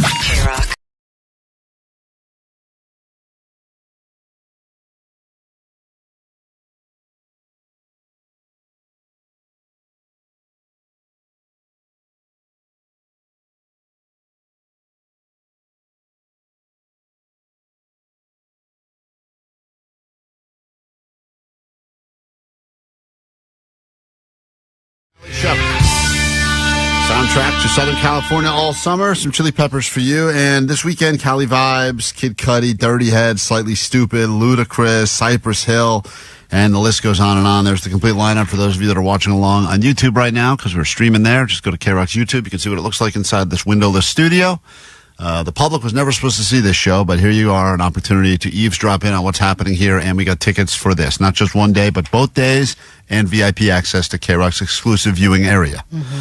All we're asking from you is what is the dumbest thing you did while you were high? It's so hard to narrow that down. Because I've done so many dumb things in so many different contexts. There's different levels of dumb, and I think that sometimes the funniest level of dumb while high is just the most obvious thing that you could not do or that you forgot to do, or even just things like ordering yourself food and then realizing, because I've done this more than a few times, usually while high, I order food, I'm so excited, and then I've sent it to a completely different address. Like I sent it to work when I'm at home. No, but you would do that sober, wouldn't you? I've done that. Is maybe the most frustrating part about it is to think to myself, man, that was stupid, and then also, wait a minute, I'm not even high. Yeah, but if you're like Omar, who got lost in a box truck when he was high. That's something you probably couldn't do if you were not high. Yes. So we'll take your stories now, and then we will give you something good to do while high, because you'll be at Cali Vibes this weekend, VIP style, in Long Beach. So let's go ahead and say hello to Jeremy as we kick things off. Good morning, Jeremy. What is the dumbest thing you did while high? And by the way, for the Molly mom who is still probably listening to the show even though she complained, think of this as one giant public service announcement about why you should be very careful when you get high so you don't end up doing dumb things as well. Go ahead, Jeremy. Hey, what's up? Big fan. Yes, the dumbest thing that I did, I could say, I guess, was I went to eat some cereal and I put everything away and I put the box back in the fridge. You put the cereal box in the fridge. Yeah. That's much better than the alternative, which I have done as well, where I put the milk in the actual cabinet. Oh, I thought you were going to put the milk into the box. No, no. Should be delicious. But the day is young, Allie. The day is young. Sometimes you stumble into a great idea. That's right. And sometimes you realize cereal's better in the fridge. Yeah, we did have a guy that did call, and I believe they told us that they keep their Frosted Flakes in the freezer, and it makes the entire Frosted Flake experience so much more delicious. Yeah. But I know that the putting things in the weird places is something that does happen a lot when high. So to put the cereal box, or put the cereal box in the fridge, the next day you just go in there, you're like, why do I have Fruit Loops in the fruit drawer? But what a genius idea. But kind of also am I a genius? With me, I would always attempt to cook because I was always so cheap and I would never wanted to order anything, but then I would forget I was cooking. And I remember I was in my friend's place. We had started making chicken. We'd put it in the oven, walked away, went in my room, got more high, and then before I knew it, the fire department was knocking on the door. And they were like, someone reported that there's a fire here and your smoke alarm started going off, and we were like, what? And then There was a fire in our kitchen. We didn't even know. And then we opened the oven, and it was just these little charred black nuggets of what used to be chicken. Oh, man. And I took a bite still. Yeah, I bet you still ate them. You're not going to waste those. Eats it. Yeah, Jake I was eats like, it. try it. Katie, dumbest thing you did while high could result in you winning some tickets to Cali Vibes this weekend. What's up? Yay! Hi. I'm sitting here right now, actually, in the live spot. So, first of all, I hate the wind. And roll up your windows if you're smoking in your car, because this is something I did all summer long. And then when I got back in my car to smoke, like my normal everything. Oh, and also, by the way, this really helped me out because now I get to smoke inside my house, which is awesome. Because when I was smoking, the wind lit my hair, like my little tiny hairs that fly in front of your face. The wind blew it, and then all of a sudden, fire everywhere. My little eyebrows, my eyelashes, everything singed. It smelled so bad in the car. I have the video to prove it and everything. Luckily, I'd like to we see have that regrowth. video very much. Yeah, that's a great video. Doing while driving. Yeah, hold on one second. Let me just try to break through some of the many words you're saying right now, because there's a lot of them. You lit your eyebrows and hair on fire while trying to smoke weed in your car? Well, I was lighting the bowl on fire, and then when the hair, it blew into the bowl, I guess, or into the lighter, and then it singed and sparked like fire everywhere. I like how she started the call by saying, I hate wind. I've always hated wind. And I'm very glad that I can smoke in my house now. All right, fair enough. Okay. That is a dumb thing to do, but she also claims she did it all summer. So did you light your face? Multiple times? Did you light your face and hair on fire multiple times? I've only done it like 3 times. That's so many times. But so do you even have eyebrows left? Yeah, honestly, my eyebrows are really good. My eyebrow lady compliments them all the time, but it's taken a lot of work. I was really able to get those burns out. All right. My skin graft lady says I look great. All right, hold on. That's Katie right there. She does sound like someone that does a lot of dumb things while high. Let's say hi to Gonzalo. Good morning. You're on KROQ. How goes it, Gonzalo? Hey, good morning, you guys. Ellie, my story's a little similar to yours. So I actually ate They call you Myrtle Beach? Shut up. That's my kid, not me. Excuse me. Go ahead. I had a 1,000 milligram edible, and I had a severe panic attack and ended up calling 911. Said I was having a heart attack. Oh, you called 911 on yourself? I called on myself and said I was dying, that I was having a heart attack. It's funny because every once in a while these calls go viral. I don't know. Did yours ever make the rounds or no? Because I think once you call 911, those become public files, right? Anyone can listen. So have you tried to track down your 911 call on yourself? No, but I ended up seeing the firemen in the hospital, and they were just dying laughing. They were like, dude, you were so high. Like, you have no idea, like, you know, what you were doing. I guess I was doing a robot in my room to that Devo song, Whip It. I wonder, nothing wrong with that. That's amazing. I wonder how many times, I guess it would happen a lot, because how many times have we heard the calls? There was the famous one where the cop ate the weed brownies and called the police on himself. Yeah. And said time wasn't moving. And then sometimes you get a high person that's like at a fast food place and is like, they're not giving me my nuggets. Right, and then they jump through the window. Yeah, that's Yeah, funny. I wonder how many times the authorities have to help people that are just too high. It seems like it's happening a lot. But 1,000 milligrams is a lot for an edible. Was that your intention, Gonzalo, or did you think Was it said? that an oopsie? Did you think that said 10 milligrams or something? It was actually a brownie, and I ended up eating like 3/4 of it, and took like 2 hours for it to hit, and I was high for like 10 hours. Yeah, that's really tough. I remember eating an entire loaf of weed garlic bread when I was younger, and I didn't realize how strong it was, and I was high for 3 days straight. It was crazy. And I was like, I woke up just as high as when I went to bed. It was a weird feeling. Charlie, we're talking about dumb things you did while high. You can consider this a public service announcement if you've got young ones listening on their way to their last few days of school, or perhaps you could use this as inspiration for this weekend at Cali Vibes. What's up, Charlie? Hi. So when infomercials were a thing, when people had regular TV, I was super high and ordered, you know what the Big Top Cupcake is? The Big Top Cupcake? Yeah, it's like, it literally looks like a big cupcake, but it's the bottom of a cupcake, and you make it into like a cake type of a thing. Right. And I ordered it from an infomercial, super high. I was drunk. I overdrafted my account. Oh. Then I tried to call my bank to get it reversed, but then they said they were going to reverse it. So then I reordered the Big Top Cupcake, and I didn't order it. and it was a huge freaking mess. I'm so pissed. I ended up not even getting my Big Top cupcake. All right, so listen. This This is product, great. I kind of remember the infomercial for this thing, and it The was Big Top It was a cupcake? comically large cup. It was basically that was the idea is that you had it was a cake, but it looked like a cupcake, but it was huge. So of course, if you're high, I could. You're like, I need it. I need the Big Top cupcake, and you're like, but I don't have any money. And then she overdrafted her account. The amount of but then calls- still tried to order it again. Yeah, that's pretty dumb. That is pretty dumb. That's well, amazing. let's say I hi. can't believe she never got it. That's a bummer. We should get it for her somehow. I wonder if it exists anymore. Hey, Martha, let's go ahead and give you the final word here. We have to make some decisions because there's a lot of dumb things people did while high. Go ahead. All right, and well, I accidentally got lost while I was super high and right across the border with a pound of dope on me and got caught up and did 4 years for it. Oh, damn. All right, so you were so high you got lost, ended up doing the worst thing you could possibly do when you have a pound of weed in the car, which is get lost and make a left turn to the border crossing. No, I was walking. That's even worse.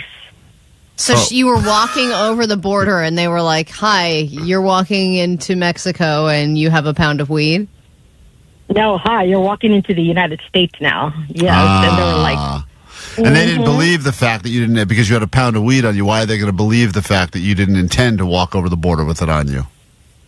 Exactly, yeah, and I was higher than shit. Whoa, careful. Can't say that word. Hold on. Thank you for that. That one we can't say. I love how they're like, what are you doing? She's just like, I'm lost. They're like, yeah, got it. All right, listen. We've heard quite a few stories. No shortage of people on the phone, full lines and full text line. We'll have to have a conversation now.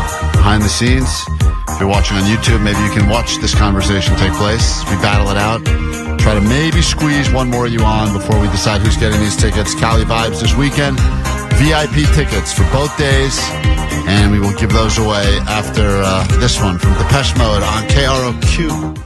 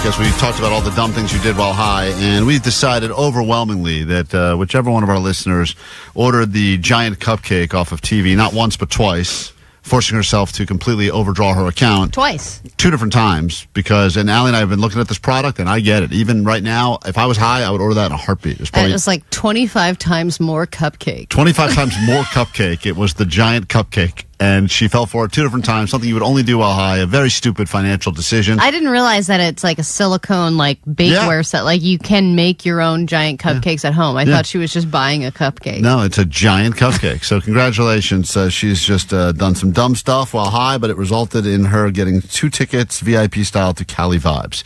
There's scams happening all over the place as we get into summer officially. Scammers usually wait around for the holidays, but that is not necessarily the case.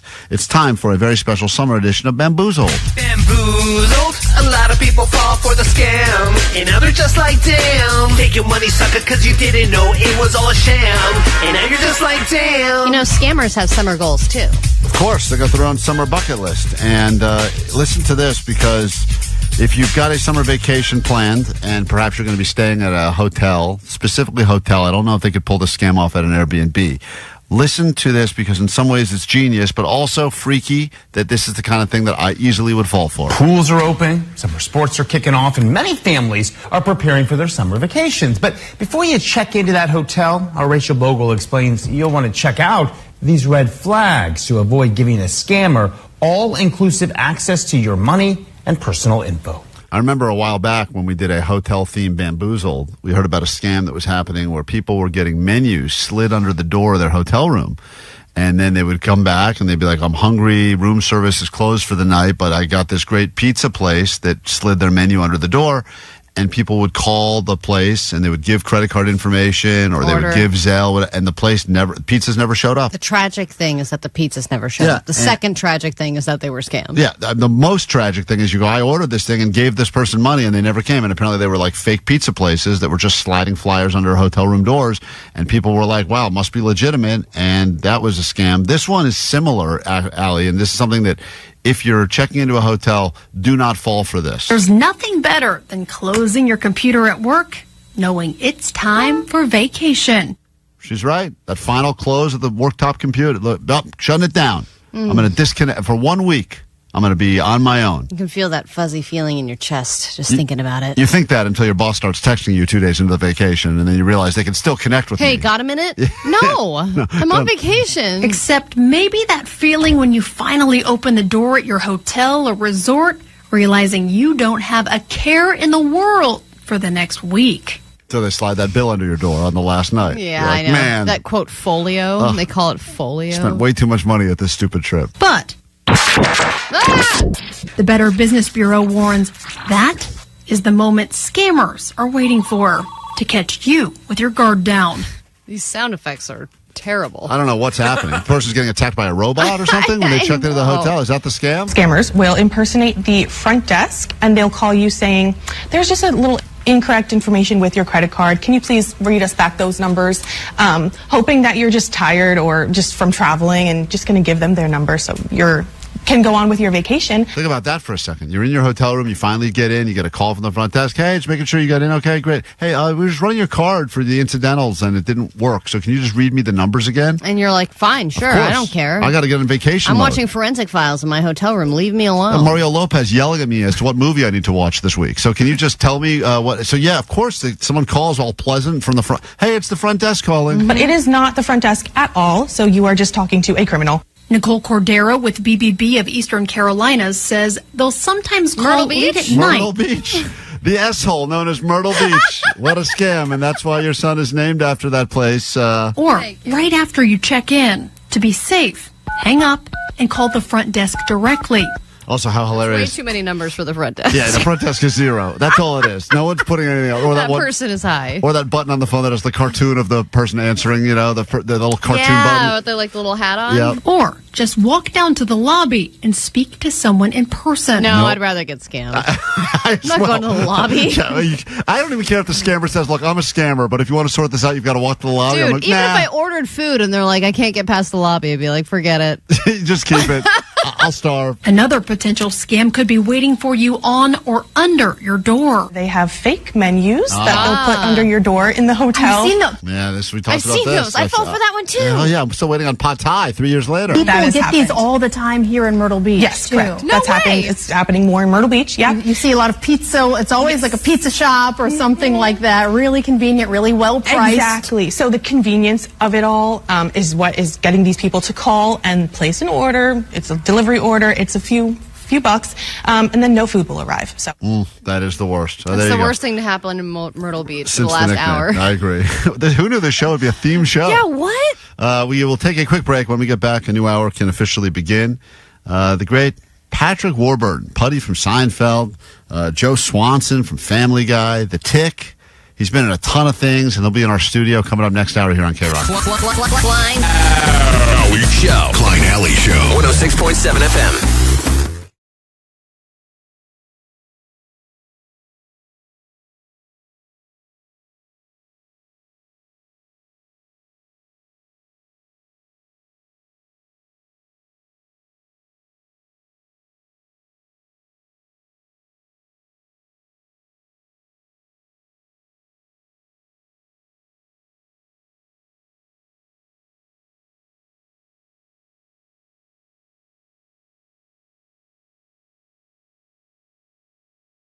For years, we've said that Postmaster Johnny is the Riz Master. He's got charisma. He's good with the ladies. He gets hit on quite a bit.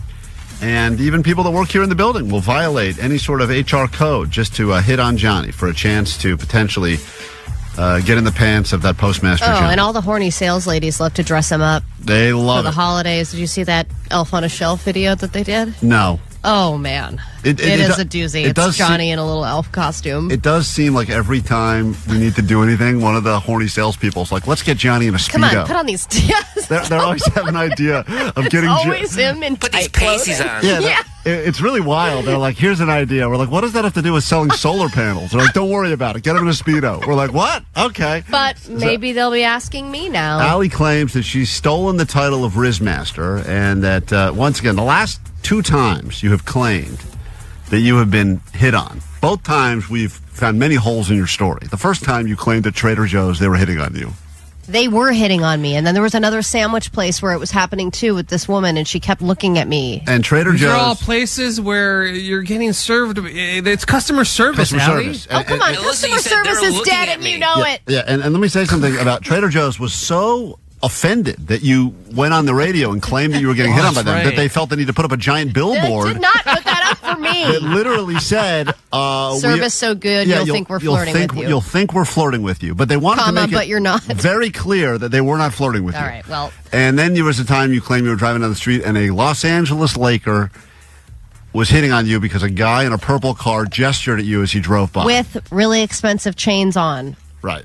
Got it. So that and he was doing that nod thing where he was like trying to come up next to me on the right, then on the left, and he was like trying to make sure he couldn't lose me because he didn't want me to get away. I was the one. And then there was the time Allie claimed that when she went to Colorado and went to a Walmart there, she felt that she was an 8 because compared to the other people I that said go, 10, you guys downgraded it. Right. She claimed that she was a Colorado Walmart 8 or 10 because compared to the people that would shop because at a Walmart we don't know. on Christmas Day, Allie was better than a lot of the others. But this time, oh, here we go. I was in a place where I believe hot people thrive. A coastal town called Monterey, one of the first developed cities in the state of California. Obviously a historic place, a place tourists like to go. People like to have less clothing on there because it's a beach town. And I was hot and getting hit on all night at several bars, just one. You were at this is on the coast, Monterey. Isn't there all the sea life there? Are you comparing yourself to sea lions? No. Okay, because if you are, I would agree you're a 6 compared to sea lions. No, I'm not. Wow, you're being generous. Guys, God damn it. It was not at the animals. I was not at the aquarium. I was at a bar on New Year's Eve. Allie goes, I'm an aquarium 6 compared to some of the fish compared to there. that dying eel. I was in a new outfit that I had put together by myself. Right. You're an adult, so there's nothing to brag about. I was wearing some really hot shoes, Jesus Christ, and you're I was my wearing child, a 6-year-old black blazer which kind of backfired because a lot of people thought I worked there, but still, I looked really hot. Is our table ready yet? Excuse me, this is not a working black blazer. This is a fun black blazer. Somebody did hand me their ID. Oh, really? Point. Jesus They Christ. thought I was the bouncer, but I did. That's the most offensive. That is the most offensive thing to think you are, Allie, because you probably had some blazer on with big shoulder pads, big broad shoulders. I naturally have shoulder pads. I thought you were my flag football team. Here, just keep it. I probably thought Allie was a member of Hell's Angels. I don't want any problems. Don't make me take this off. Hey. They probably called you Tiny, like one of those big people that has a little name. No, there was a guy. First of all, a guy was like, "Wow, you look good. You must have just come from a work convention." And I was like, "Well, thank you so much. That's really nice of you to say. I'm actually just out in this outfit for the night." And he was like, Hold "Wow, on. A guy used the pickup line, "You look good. You must have just come from a work convention." Yeah, because I looked so hot. Like I was like work hot. What are you talking about? Because I had the blazer on. Work hot is not hot. Yes, it is. No, it's not. It's like power lesbian status, when it's like, ooh, she's probably like a lawyer. He did ask me if I'm a lawyer, and I said no. But he was trying to make conversation with me, okay? It was just a line he was using. And then How wasted was this guy? He was really wasted, and then later on, I got hit on by more guys that had even worse lines. One guy walked up to me and he said, "Other than sports, what's your favorite song?" Oh, man. That was his pickup line Wait, to Allie, me. this was New Year's Eve? This was New Year's Eve? Yeah. Okay, so this is when because people... as it got closer to midnight, more and more guys were stopping by the table just to check in. Hey, do you want to make out? Hey, are you from here? But everyone was like, you must not be from here because you just look so out of place because you're so beautiful. That's what I was getting. It was getting closer to midnight, so guys were going like, nothing else is working out. Let's just try to hit on that bouncer with the blazer. Some guys said you want to make out. Yeah, a guy did say, "Do you want a New Year's Eve kiss?" Right At after. this point, is your wife already making out with somebody else? No, she was right next to me. Definitely. What? Yeah. Yes, she was. Yeah. So they were like, "Oh, you're clearly not together because your wife is so much above your grade, right?" She was wearing a different blazer, guys. Oh no! Keep up. Look like a lesbian magician team that's waiting to start performing. Wow, yeah. We had said we were married, and then he said, "Okay, so do you guys still want to make out at New Year's?" And I was like, "No." But it was like sad to see them drunk and happy, but still rejected. Wow. And then going like, okay, I guess I'll find somebody else then, And then at the end of the night, I started getting hit on by a 65-year-old woman who said if she would ever go gay, she would go gay with me in a heartbeat. So the thing is, I am hot now. No, you're not. Guys. Your sample is a terrible sample. A 65-year-old lady said that. She wouldn't make out with you if she was lesbian.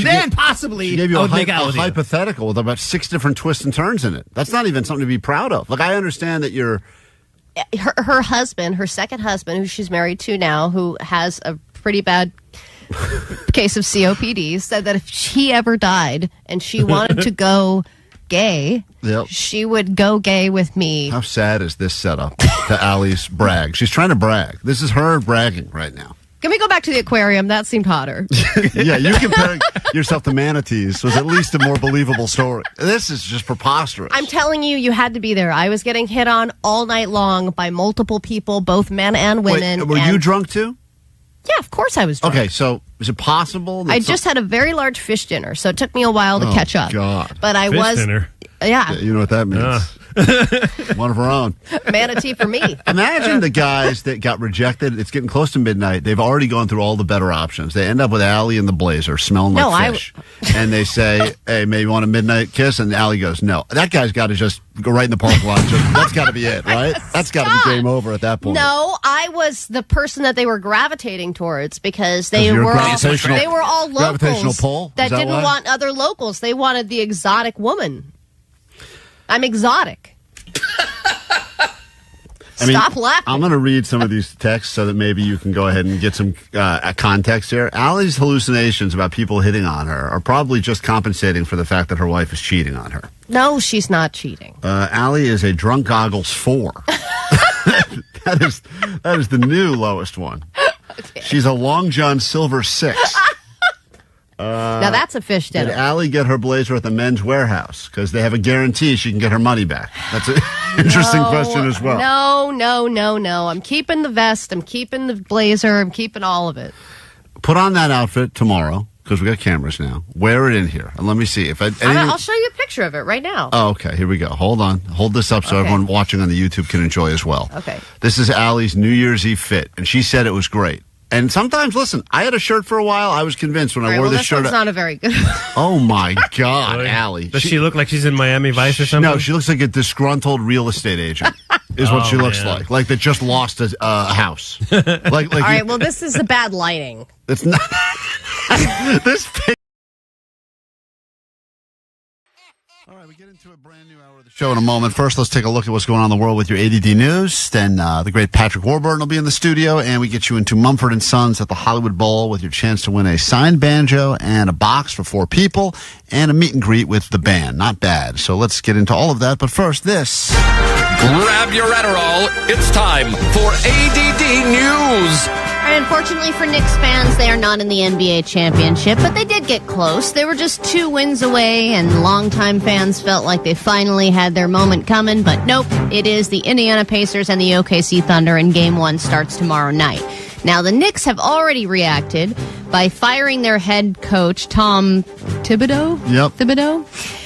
Despite the fact that he almost got them to the NBA championship. And there's a lot of opinion about this because I don't claim to know anything about basketball, but I feel like if you almost got them to the championship, you're doing pretty good. If you're going to fire and start from scratch, it seems like not a good decision. Here's the thing. The Knicks were not in a great place before they brought that guy on, and he's done good things with the team. Right, but so wouldn't you give him more of a like next year maybe? The series that just concluded with the Pacers, everyone feels was so poorly coached. Like there were so many bad decisions that were made, a lot of stupid turnover, just a lot of stupidity. And, everyone in New York, it's like a tough city to be a sports team in because people love to get angry, I think, even more than they love to get mad. New York! That's right. Yeah. He gets it. So, they need someone. But they people need said that about Dan roll. Campbell when he was coaching the Lions at first. It was like, Well, there were Detroit. games that he They're lost. much more accepting over there. I New guess York, so. you But screw it's like up. he keeps almost getting there, and Almost. he's such a beloved coach, and he makes decisions that people go, "Oh my God, I can't believe they went for it and they didn't get it," and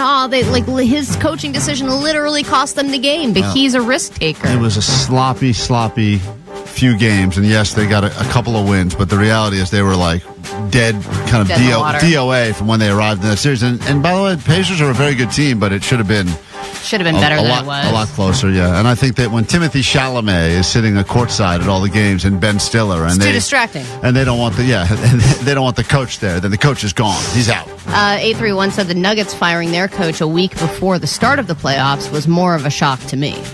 I don't know anything about any of this, but I feel like the firing, I think a coaching job is got to be one of the most anxiety provoking. Like, there's so much pressure on you, and then even if you are successful, it doesn't secure your job.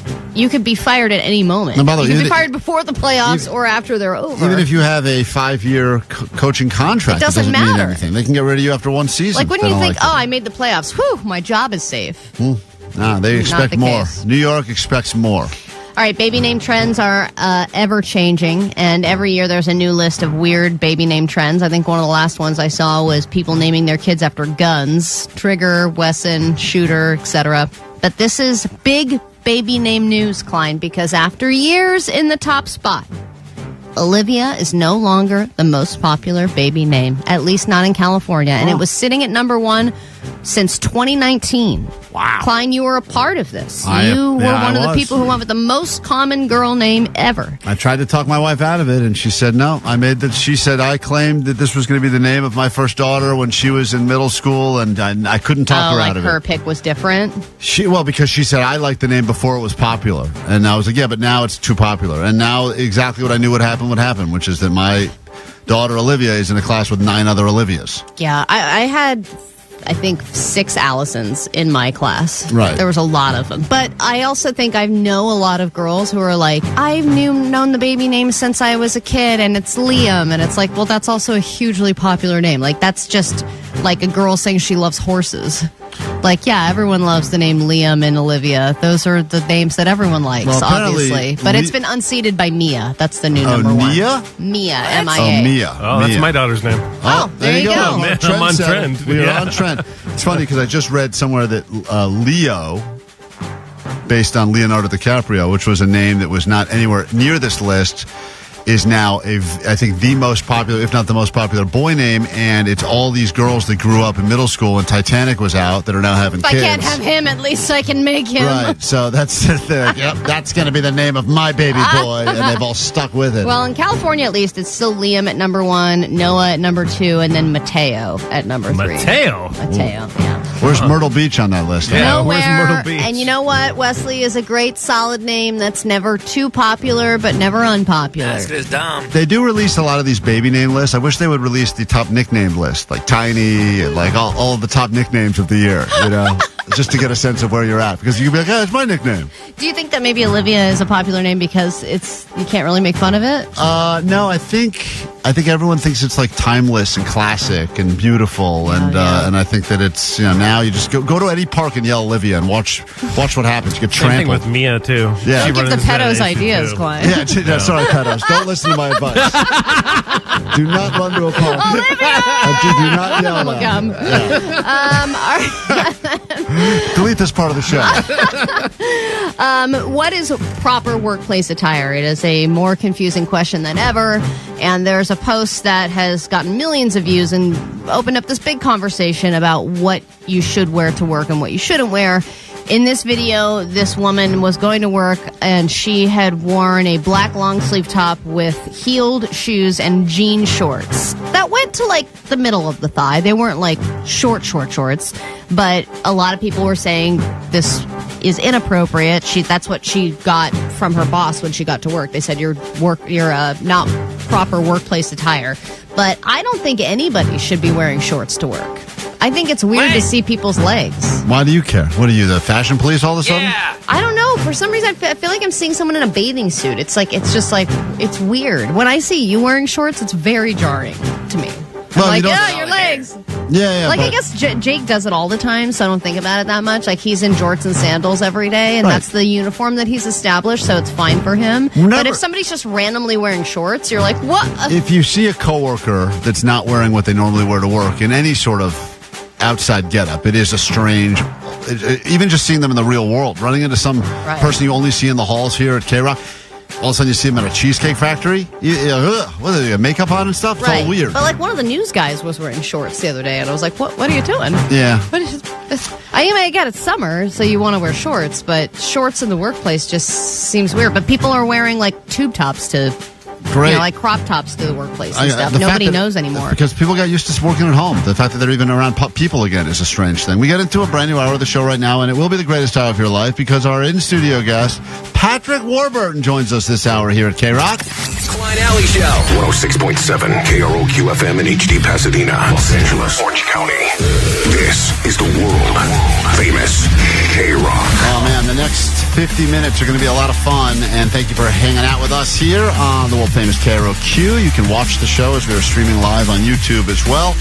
Lots to get into this hour, including a round of the man versus the fan. We will all be battling the great Patrick Warburton. You guys played so many iconic characters, TV and film over the years. And he's got one character that's hit each of us very differently. Like for me, no one greater than Puddy. Allie, big Family Guy fan, so she loves Joe Swanson. And of course, Postmaster Johnny. Everything's got to be animated in his world. So he's all about the Emperor's New Groove. And then Jake the Nerd, world's biggest Tick fan, will be battling this man at the roles that he's played. And it's very exciting because he's finally gone from just being a TV star to hitting the road for his comedy tour. And it's doing hit every aspect of the entertainment industry. Yeah, had to conquer them all. It's not enough to be the first face you see when you go on the Soarin' ride at Disney. Has to be in theaters as well. So I can't wait to bring Patrick in the studio. We got lots to get into this hour as well as we get you into Mumford & Sons at the Hollywood Bowl. Get you a banjo.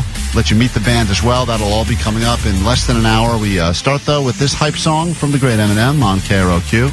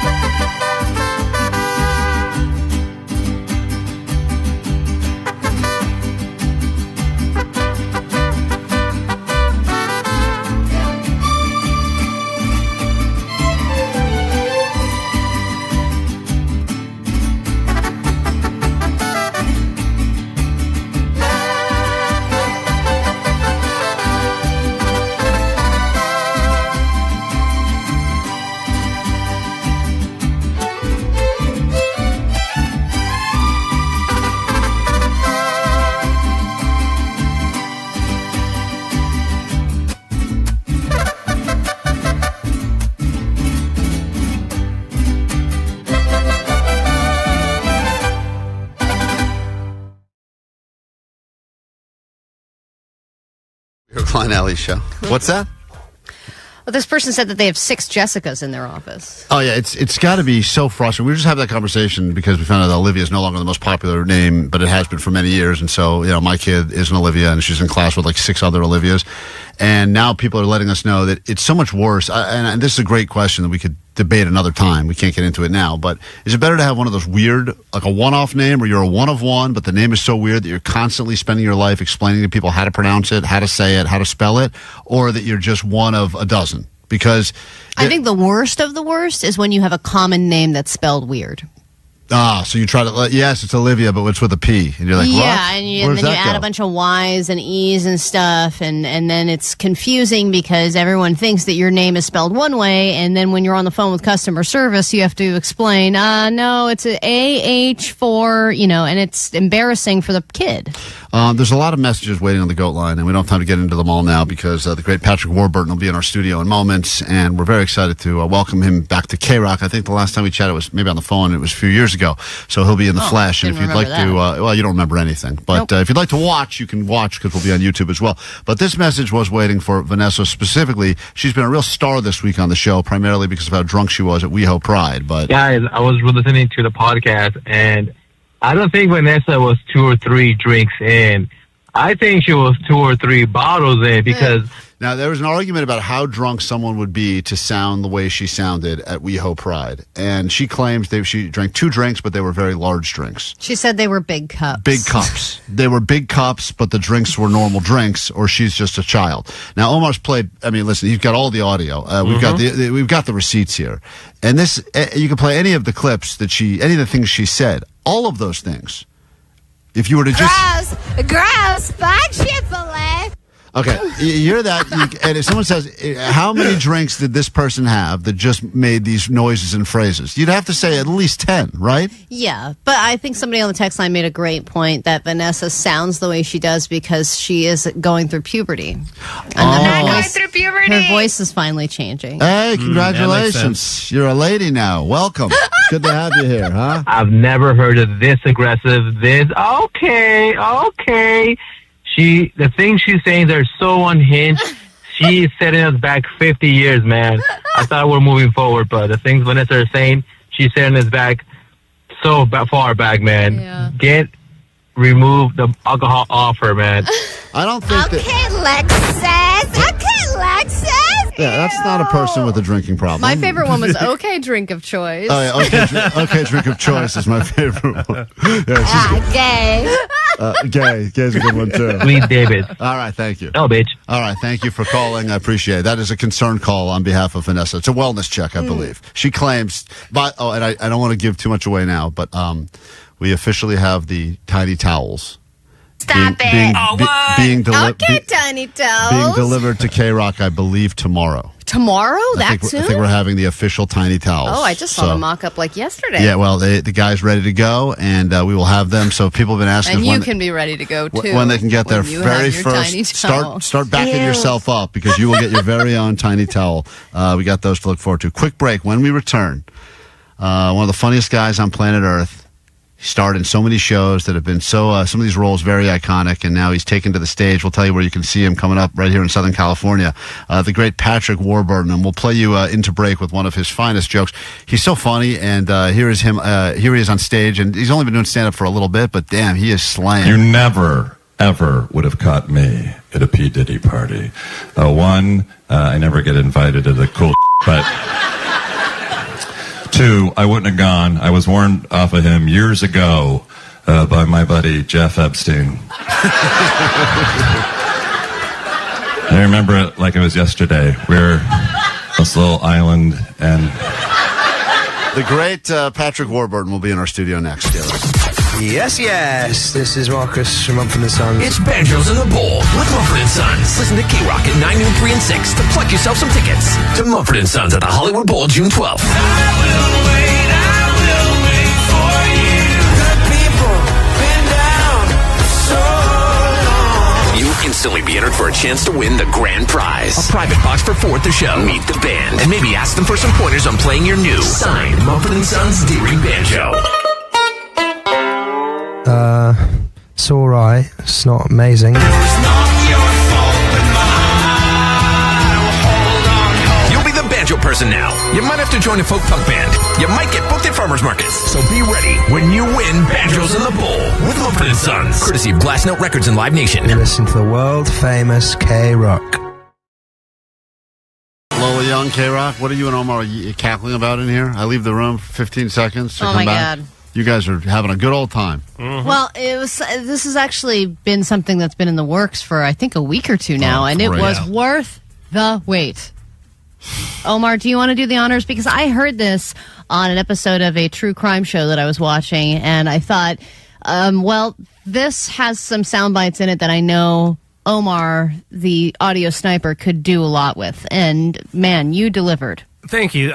So Klein, Allie sent me a clip of is it a podcast or is it a TV show? It's Dateline. Oh, it's a Dateline. Dateline NBC. So there's this audio, and Klein is the guy who, in the show, is He's a person of interest at first, yes. At a murder, right, in a murder case. And the audio, I felt like I could insert our own Klein into it and create a scene. No, great. And, just play it. All right, blah, I think it came out pretty good. That's fine. Just Klein, play it. Before you get upset, he didn't end up being the killer. He just ended up being a pervert. That's right. Great. That's true. But he had almost exactly your name. Win for me. I feel great. Thank you. I remember when you played the clip of this at the beginning. His name was, what was it, Calvin His Klein? name was Kegan. Kegan Klein. Kegan Klein. Sounds cool. All right, great. Get ready for world premiere now. This is just some of Omar and his audio sniping at its finest. Yeah. And apparently, according to Allie's reaction, I saw, boy, it's good.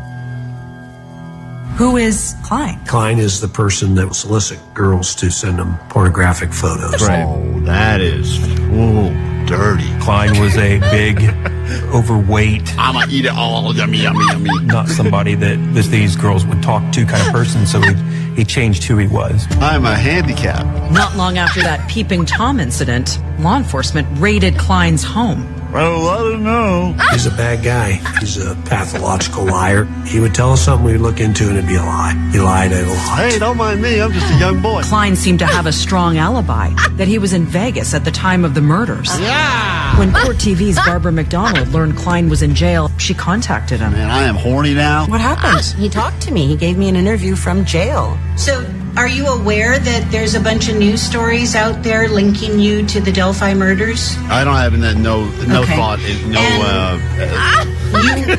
You have admitted that you created this fake profile, Anthony Schatz. Is that correct? Yeah. Why did you create that profile? I groomed a young boy. But when it came to contact with Libby, Klein seemed evasive. Are you aware whether you may have talked to Libby? Where were you on February 13th, 2017? I like to smell parts of my girlfriend. Did you have anything to do with the murders of Abby or Libby? Me, such a bad boy. And in the end, investigators couldn't prove he killed Abby and Libby. He conducted a thorough investigation and ruled him out. Another dead end. Another dead end. I'm boned up. I am boned up. Klein would eventually plead guilty to 25 charges. He was sentenced to 40 years in prison. Are you ready for the rear end? Okay, thank you. Great. What a wonderful tribute. Thank you, Omar. You're welcome. That was everything I could have imagined and more. Star of Dateline. I love the question answer section. Can people with my name stop committing terrible crimes and giving 25 crimes. 25 crimes? 40 years in prison. It's good to know that if I ever do get accused of doing any crimes, I'm just going to mumble instead of answer. All right, well played. That'll be I'm a young boy. instant hit. Shout out Omar, the audio sniper. OMG, this is everything. Wow. Hashtag Dateline NBC. Praise pouring through all over the text line for the great Omar Khan. I'm going to go rethink my alibi. And also, Vegas does sound fun right about now. Yeah. KROQ. Klein Alley Show. KROQ, the world famous KROQ. Get your flowers pouring through on the text line. People saying, well done, audio sniper. That's why he's the best. That's just a... that's so not many people me. with suggestions of other sound clips to use, really? too, which is great. 831 Omar, at the end of the clip where he gets sentenced, you also should add his puppy noises. We don't need any more. It's fine as it is. Yeah. He was sentenced to 40 years in prison. Are you ready for the rear end? Right. to add more sounds to it. It's fine. 714. Oh my God, I fell off my chair. 949. I can't stop laughing. Kudos to Omar. Jake, take notes, Jake. Let's not forget early nomination for Song of the Year. Not a song. and let's not forget for a moment, before we give all this glory to Omar, who's the guy that said all the dumb things during the story over the many years. Me. Yeah, that's true. You're trying to now take credit for this? That's right. I didn't realize the audience would like it so much. But who is an idiot first? Me. That's who. And who is a pervert? The other Klein. Yeah, let's not get confused here. I know there's new listeners don't understand that was a lot of clever editing, and they think that that's a real story.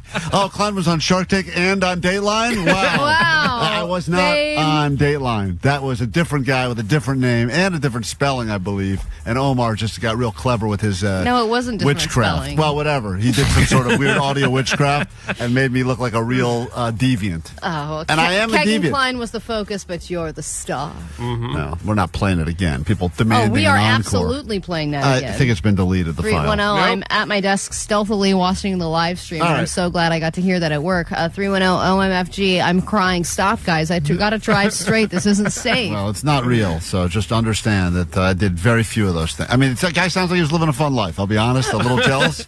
Went to Vegas and whatever, but... Well, having watched the actual episode, I can say that you are much more attractive than Keg and Klein. Thank you. I'll take that as a win.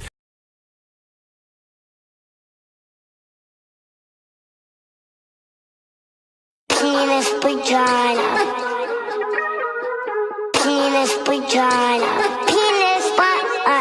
Poop. Pee. Throw up. Poop. Butt. Poop. Butt. Butt. Butt. Butt. Poop. Butt. Poop. Butt. Butt. Butt. Butt. Poop. Butt.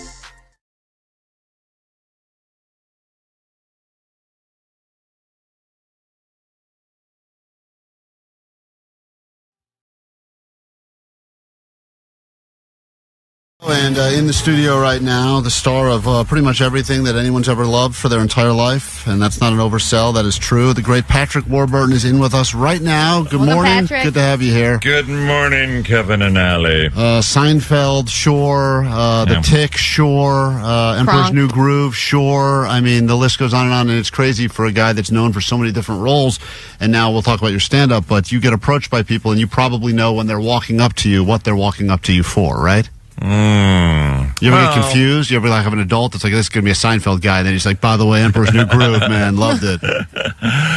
I've been in disguise, actually, for these last, this big, stupid mustache. Yeah. I was never a mustache guy. I never liked them. But it's actually been part of the show, early part, so I think I'll keep it. And until we shoot it, we're going to shoot it on Saturday. And then I still have some more touring. And then I'm going to lose this thing. I'm going to lose it. Are you excited to get rid of the mustache? I am. Yeah. Well, everyone has mustaches now. I know, it's Isn't that kinda the new cool. look? I tried to Vanessa pull was it saying off. half the guys that she sees on Tinder have mustaches now. It's a mustache look. She said she's dating and she's out and about. She goes, every guy she meets has a mustache and a baseball hat, just like you. You're the popular look right now. Look at that. Maintaining that. Yeah. At 60, at the tender age of 60. That's crazy. You wear it well. It's funny because whenever I go on the Soarin' ride at Disney, California Adventure, you don't age because obviously that video at this point has got to be 25 years old, 30 years old when you're welcoming everyone to Soarin'. It's absolutely ridiculous. I'll go on that ride with my kids, and I love to humiliate them in public places. So I'll have the mustache, the hat, and stuff, and nobody in line will recognize me. But when I come on screen, I just tell everybody to shut up because I love this guy. And then, And then when they hear it, they're like, "Oh my God, it's you!" And they're all looking around, and my kids just hang their heads in shame. That's good. Do you get to go? Do you get to go on that ride whenever you want for the rest of your life, or you still have to pay to get a Disneyland? Well, usually because I don't get down there too often because we live in Ventura, but I love the joint, and I've always loved Disney. But I, usually when I go, we'll get hooked up with a guide or something. Oh, but, nice! That's a good hookup. The lazy, it's kind of easy because I go, I want to bring one of my St. Jude friends, so hook us up. And I can just No, you don't bring them. You just bring a healthy friend. Smart move. That's good. Kevin. Never. I saw that there was a change.org petition to change the Splash Mountain ride into an Emperor's New Groove ride. And I know they ended up making it Tiana's Bayou. The change.org petition only has 190 signatures, That's but BS, but still, man. is that something that you would endorse? Because I am kind of upset with the lack of Emperor's New Groove presence at Disneyland. Well, it's always been that way, but the Emperor's New Groove too is sort of like a cult hit for Disney. It is. Did not do great in theaters, but everybody, in the last couple of decades has seen it, and started with kids on DVDs and VHS tapes and whatnot. But it wasn't even promoted that much because it was a rocky road getting it made, and then they had another Disney movie that came out at the same time, 101 Dalmatians, which was live action. Never heard of it. Never heard of it. That one just Right. sort of disappeared, Right. and that's the one they promoted. So, anyways, but it's funny too because it's got like a 90%. I just saw the Rotten Tomatoes score for that movie. It's like a very high score. And Johnny, top 3 best ever made. We'll talk to you about comedy and stuff, but then we have everyone on this show is a fan of yours for different reasons. So we're going to get into a very exciting round of the man versus the fan, where we will see if we know more about the projects that you've been in than you. And some of them it's been some time. But this Saturday, I didn't realize this is the one you're actually shooting. So you've been doing stand-up officially as a headliner for only a year, which for most people means they're still doing open mics in Pacoima, hoping to get more than 3 minutes on stage. When you're Patrick Warburton, you've been in a bunch of shows and movies, and you're actually good at it, which I will prove in a moment when I play this joke that had Allie and I rolling earlier this morning. You get to pretty much grow from small little venues to theaters. Yeah, and I've done that within a year. Now, the thing is, and it is stand-up, you can't, I don't lean into, just industry, anecdotes because that's more of like a night with. So it is stand-up. I was a little bit of a cheat because I was doing a show called Letters from a Nut for a while, which was stage readings of these letters. But I would open that show with 10 minutes of talking, which became 10 minutes of stand-up, which became 15 minutes of stand-up. The show kind of got old for me and was a drag, but that was my favorite part. And a lot of the folks that came to the shows were like, hey, my favorite part is when you open this thing. And I was like, all right, I want to walk away from the show. I'm just going to do stand-up now.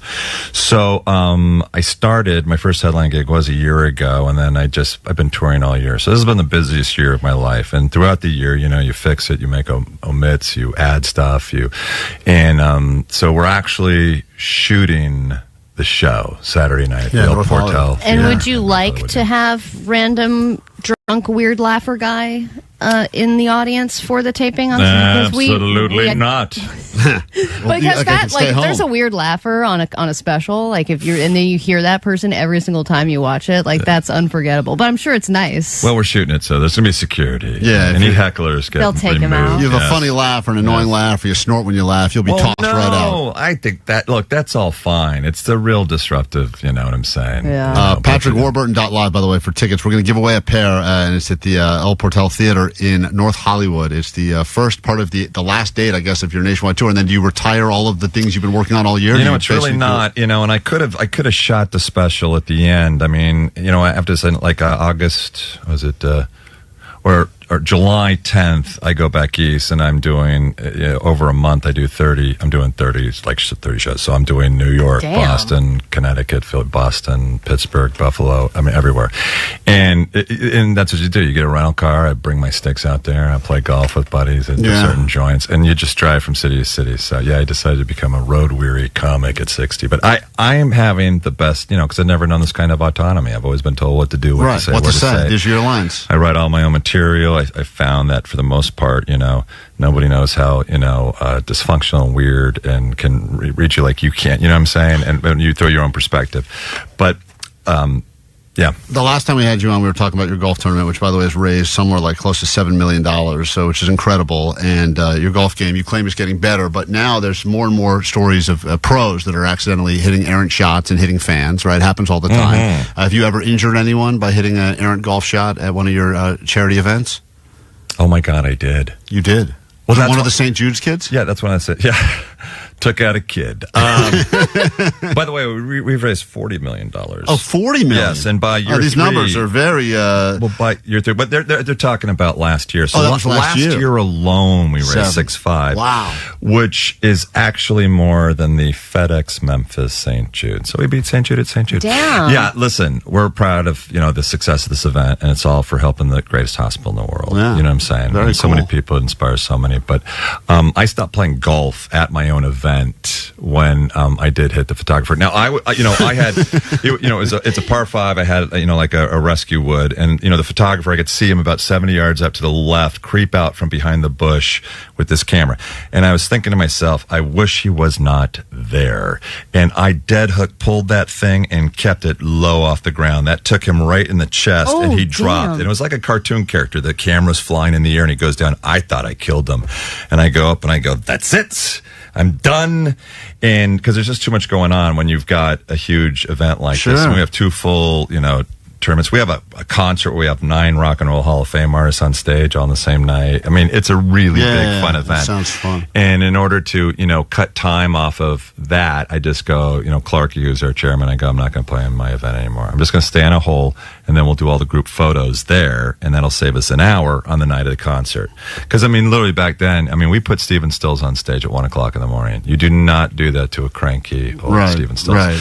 I go, we got to get that started earlier, because we go 4 or 5 hours with the concert, but it's been great. You know, Klein, how do you feel now about the fact that you raised $6,000 for the Special Olympics and pierced your nipple over it? I pierced the nipple, and all I got was $6,000 for the Special Olympics. We really got to up our charity game. Wow. $6.5 million. But he did pierce his nipple for the cause. I did. So that's something maybe you can add in next year. A pierced nipple? Yeah, just to reach a certain quota. Yeah, too late, Allie. Too late. Look at Patrick Warburton. As you know, the nipple is the inspiration. I want to play you a clip from his comedy, which you'll be able to see. We have a pair of tickets to give you. It's happening Saturday, North Hollywood. You will be a part of the special. PatrickWarburton.live for tickets. But here is just a clip, and trust me when I say the man has figured out stand-up very quickly. I remember when I was in 6th grade, we had a priest come to our class, and he was the head of the National Catholic Boys Choir, and they got to travel the world. They got to go to Austria and sing. And I went home. I said, Daddy, I want to be in that boys' choir. And he goes, well, all right, we'll get you an audition. So the priest came over to our house, and my dad got on the keys, and I guess they were testing to see whether or not I'd cut the mustard, and I don't know what the official diagnosis was, tone deaf or something like that, but I didn't get to be in that boys' choir. I did not get to go to Austria, and that's the story of how I never got molested. You know, that's really just the build-up for the joke, because actually I go into perspective. Oh, yeah. Oh, no, it's you know great. What I'm saying? The so beginning. That's just the beginning. When we return, the man versus the fans with great Patrick Warburton next. KROQ. Wicked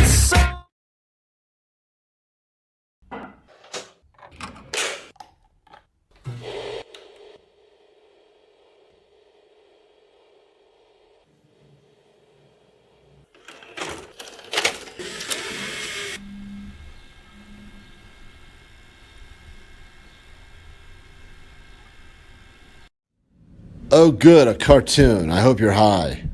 Kevin Klein live. Kevin Klein live, hello. I was trying to find out if today is the day for the $105. You want the $105 cash? Yes, ma'am. Yes, sir. All right, what's your favorite morning show? 105. 105 what? Where they have the jazz and the soft music and the mellow music. And Yeah, you're listening to 105 Jams.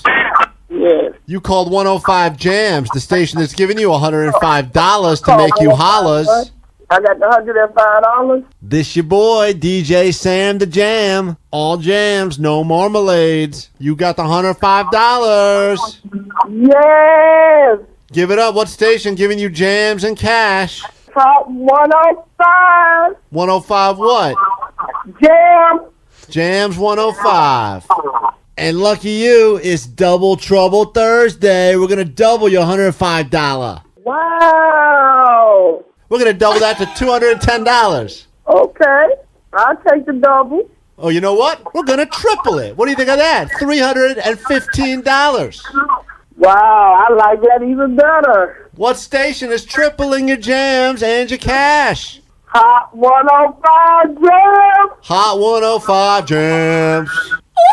Uh-oh, you gone and activated the cash quadrupler. It's Quadruple Cash Thursday. $420. Yes. Whoops. This is embarrassing, and Sam the Jam never makes a mistake. It is not Quadruple Cash Day. Okay. In fact, I should also point out, I don't believe it's a triple day either. It's all right.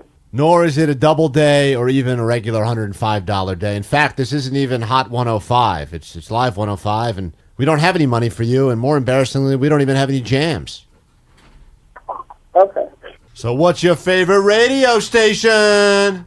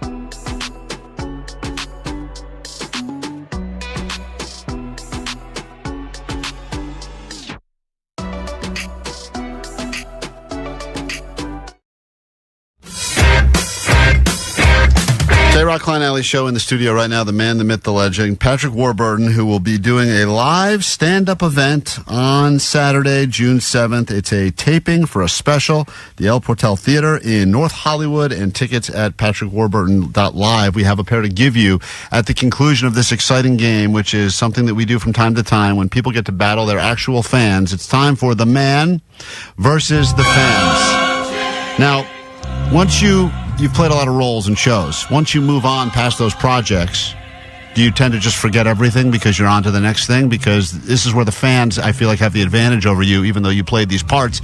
We, study these, and we've seen these episodes of Seinfeld a million times, right?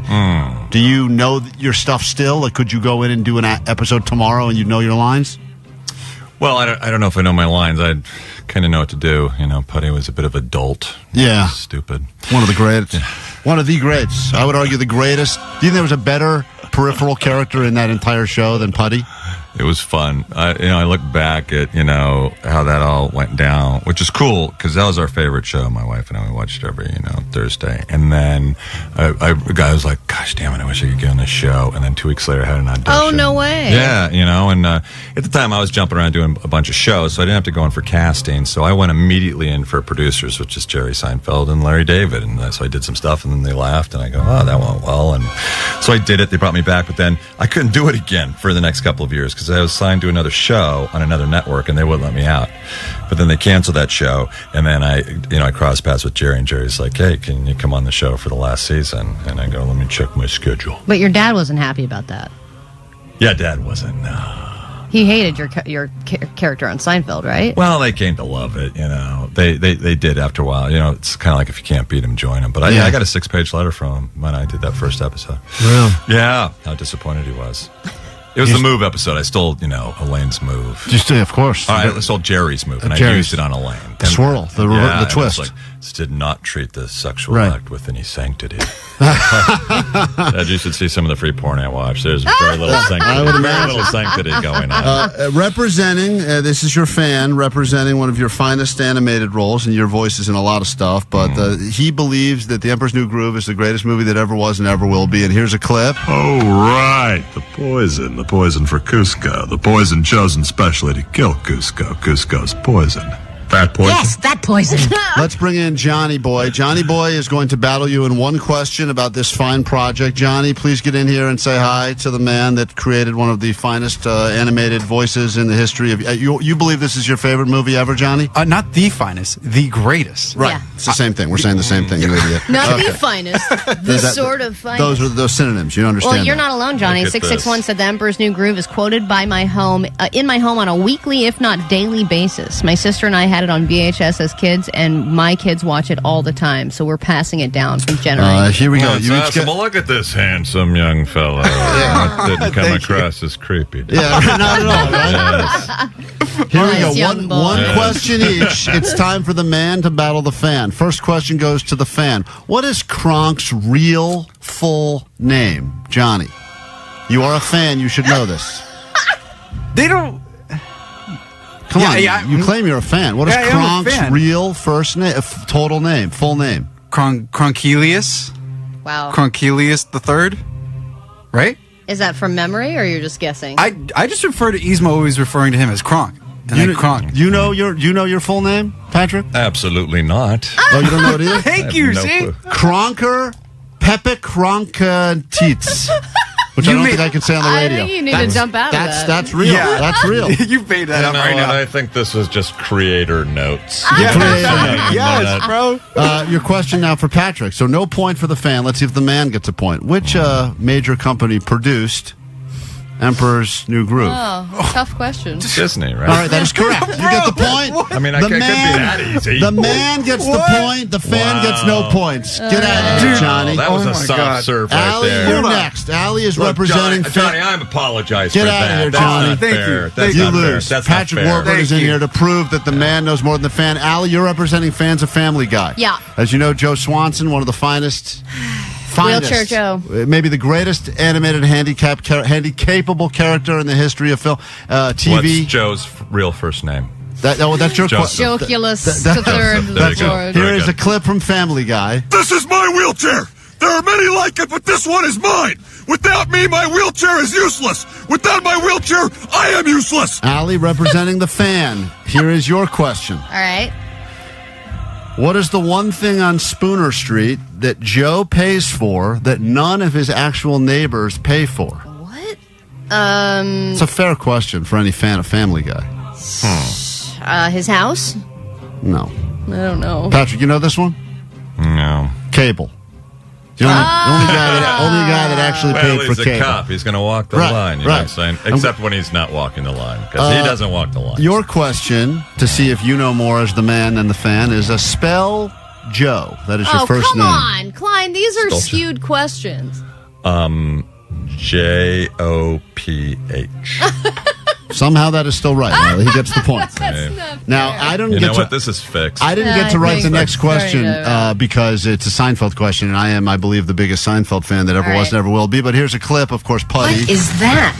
It's my new car. You ditched the fur? Yeah, I saw Jerry wearing his. He looked like a bit of a dandy. Check it out. Hey, Paul. You got a question. You ask the 8-ball. All right, go ahead. Whatever question you have, I'm prepared to answer. All right, Klein. What was Puddy's favorite radio station? KROQ. No. I mean, he was a fan of. I mean, that's not a fair, Christian radio. He loved religious radio. He turned. No, I need the actual. Oh, stop frequency. it! That's ridiculous. That's a stupid question. Way to go, Allie. You know what? Hammer him back. No, don't hammer me back. No. If you're going to give these kinds of questions to us, then we're going to give it back to you. Preset all of Elaine's car radio stations. To what? Love the Lord, like that sort of stuff. 88.9 AM. BS. AM is what I was looking for. He wouldn't have even known that one. That's crazy. What's his question? Here, Patrick. What was Puddy's job? Oh, stop it. Mechanic. Everyone knows it. Yeah, and car salesman. Right. Yeah. He's done a lot of great jobs. And he was a lover. Great lover, too. All right, whatever. That sounded weird. Puddy's favorite radio station was KROQ, man. I grew up on KROQ. Look, I grew up in Huntington Beach. I went to Newport Harbor High School. I mean, everybody took such great pride because KROQ changed the world of music. You know what I'm saying?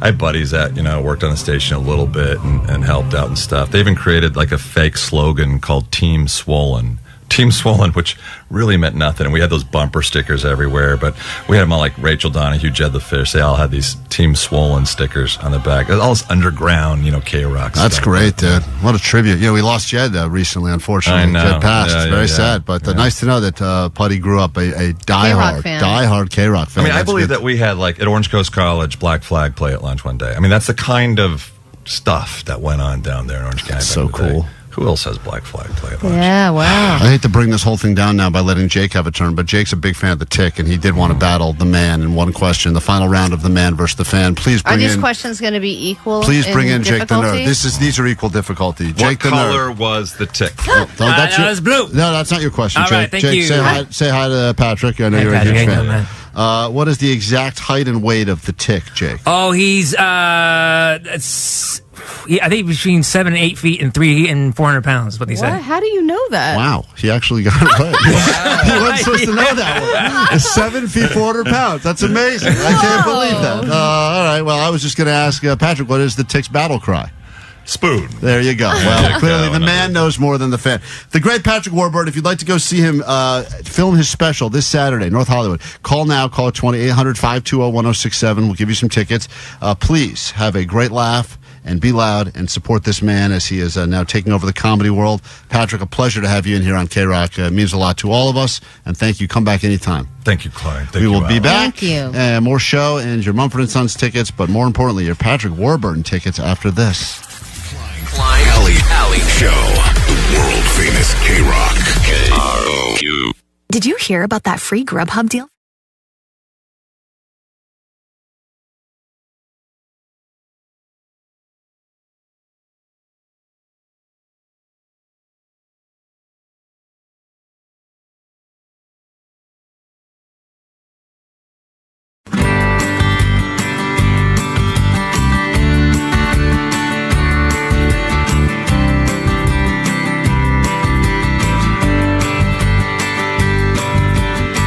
So long I've been waiting, girl, you know I've been anticipating for the day you'd come my way.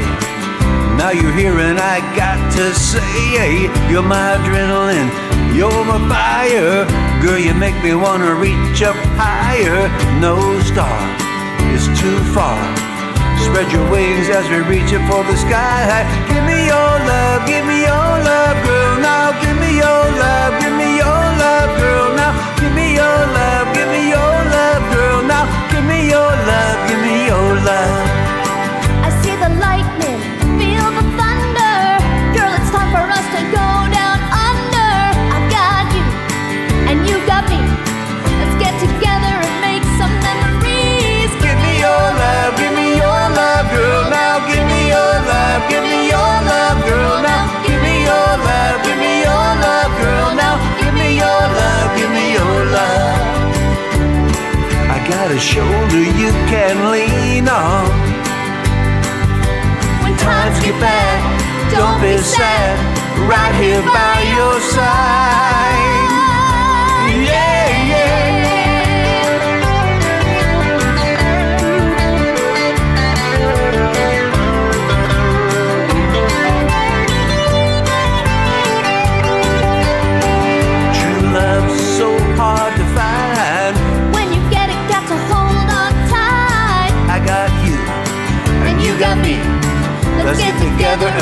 some memories. Give me your love, give me your love, girl. Now give me your love, give me your love, girl. Now give me your love, give me your love, girl. Now give me your love, give me your love. Give me your love, give me your love, girl. Now give me your love, give me your love, girl. Now give me your love, give me your love, girl. Now give me your love, give me your love.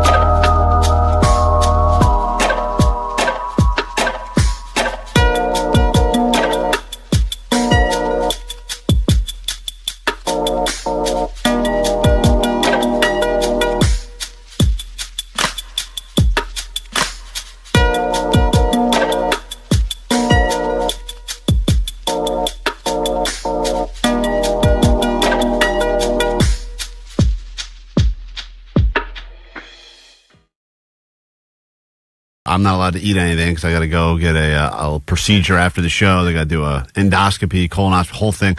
So as a result, I've been starving. Little Allie is, oh, you're such a bitch. She brought in a plate of bacon. I can't eat. You're so. Oh my God, it smells so good. I switch up my breakfast routine. Oh, that smells so good. She just came in with a platter of bacon. Oh my God, that looks. It's okay, Klein. I got you a water. Oh, Jesus Christ. Vanessa just showed up with more food. You guys are such... Oh, yeah. Oh, my God, Del Taco. You guys are all assholes. I know what you're doing. Come in, Vanessa, come in. You're just trying to keep rubbing it in my face that I can't eat today. So I've never seen more food. Oh, my God. It's like a whole box of tacos, a Fiesta pack. No. Thanks, guys. Great. Hold on, let me see what's in here. So nice to go into a group of friends the day before you've got Dude, Fiesta Fest. I have not eaten. I'm so starving. Oh, man, they smell so good. All right, thank you. Great. Woo. Thanks, guys. Sorry. Really I'm appreciate it. I'm distracted. I'm hungry. Boy, a bunch of free tacos show up to the station. Everyone just rushes out of the studio. Allie's not even in here. It's unbelievable. I don't know if that's because she's a lesbian or she's hungry, but she... man, look at all that food. People say... Tacos and bacon, baby. Tacos and bacon. What a way to... It sounds like the perfect day if I could eat any of it. Thanks a lot, guys. No kidding. I do feel a little bad. And I see pizza just arrived from Prince Street, which is, is one of my favorites. Oh, my gosh. It's the... Klein. God, that looks so good. Look at this. If you're looking on the live stream, this is major food porn right now. And I'm not even a huge pizza fan, and this looks incredible. This morning, like 50 pounds. This morning at 6:30, I have not eaten. I'm so hungry, ravenously hungry. I think you're so weak that you wouldn't even be able to hold this. I probably couldn't. They brought in a plate of bacon just to make the whole studio smell of bacon, which is a real dick move, by the way. And it's a smell that lingers for a long period. Pizza smell lingers. Then they replaced that smell by bringing in just bags and bags of tacos from Del Taco, and now they've tacos, burritos, and chili cheese fries. Look at those pepperonis, man. They've got the scoopy. The box even says happiness. It's so funny. So this is actually a new pizza too, and I've you probably know about this, yeah, but for they the did a Super- collab. I This know. is Prince Street Pizza. They just collabed with Hot Girls Eating Pizza. I know. And they launched the Hot I know. Girl Pie. Listen to this. I know it's only on Sunday. Fried diavolo sauce, pepperoni, fresh Great. I mozzarella, don't wanna jalapenos, Nah. hot honey, pecorino romano. Yeah, great. And Looks great. it will be available at all Thanks. locations All starting right, great. Sunday. And they've also launched a new not ranch. Yeah, they don't do ranch. Because they don't do ranch. But Okay. then this not ranch, all the proceeds, if you buy one, is going to go to LA Fire Relief. I'm happy that people have started to turn on you. Now, at first I thought this was funny. Now it's just cruel. Bringing in pizza to rub it in Klein's face. That's so funny. It's not funny anymore. It's not funny. I don't think I've ever seen you so mad and Jake so happy. Like the polar opposite of feelings. He's just having the best day. Me too. I'm dancing. Ow. I can't even sit down. I'm so excited. Do you think if I chewed a piece up and spit it in the trash can, that would count? Like, would I get? What do you mean no? Why, Vanessa? Klein, you don't want to go through this again. Be strong. Man, that looks It good. is really good, though. All right, we gotta take It's a got break. that hot, All right, with the thanks. spicy and the honey. Yeah, great. Thanks, Allie. Yum. Thanks, Prince Street. And these pieces are huge. Look at how big I this know. piece is. Thank you. How big they are. This is the hungriest now I've been officially Oh in my my life. God. That's awesome.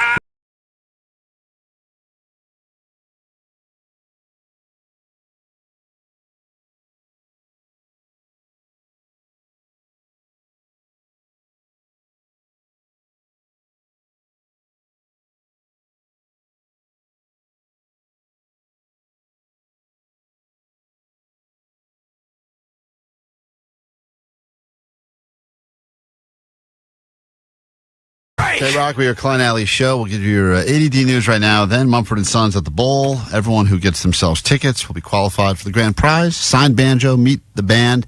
You can greet them if you choose to, or just meet them. Meet and greet, or meet or greet. The choice is yours. And also a signed banjo and a box for you and 3 friends. So there you go. That's all coming up in about 5 minutes. Right now, though, what's happening in the world? Let's take a look together. It's time for your ADD news. Grab your Adderall. It's time for ADD News. Feel bad, Allie. I've just seen this text on the text line from our listener, Cripple Cody. Yeah, I who know.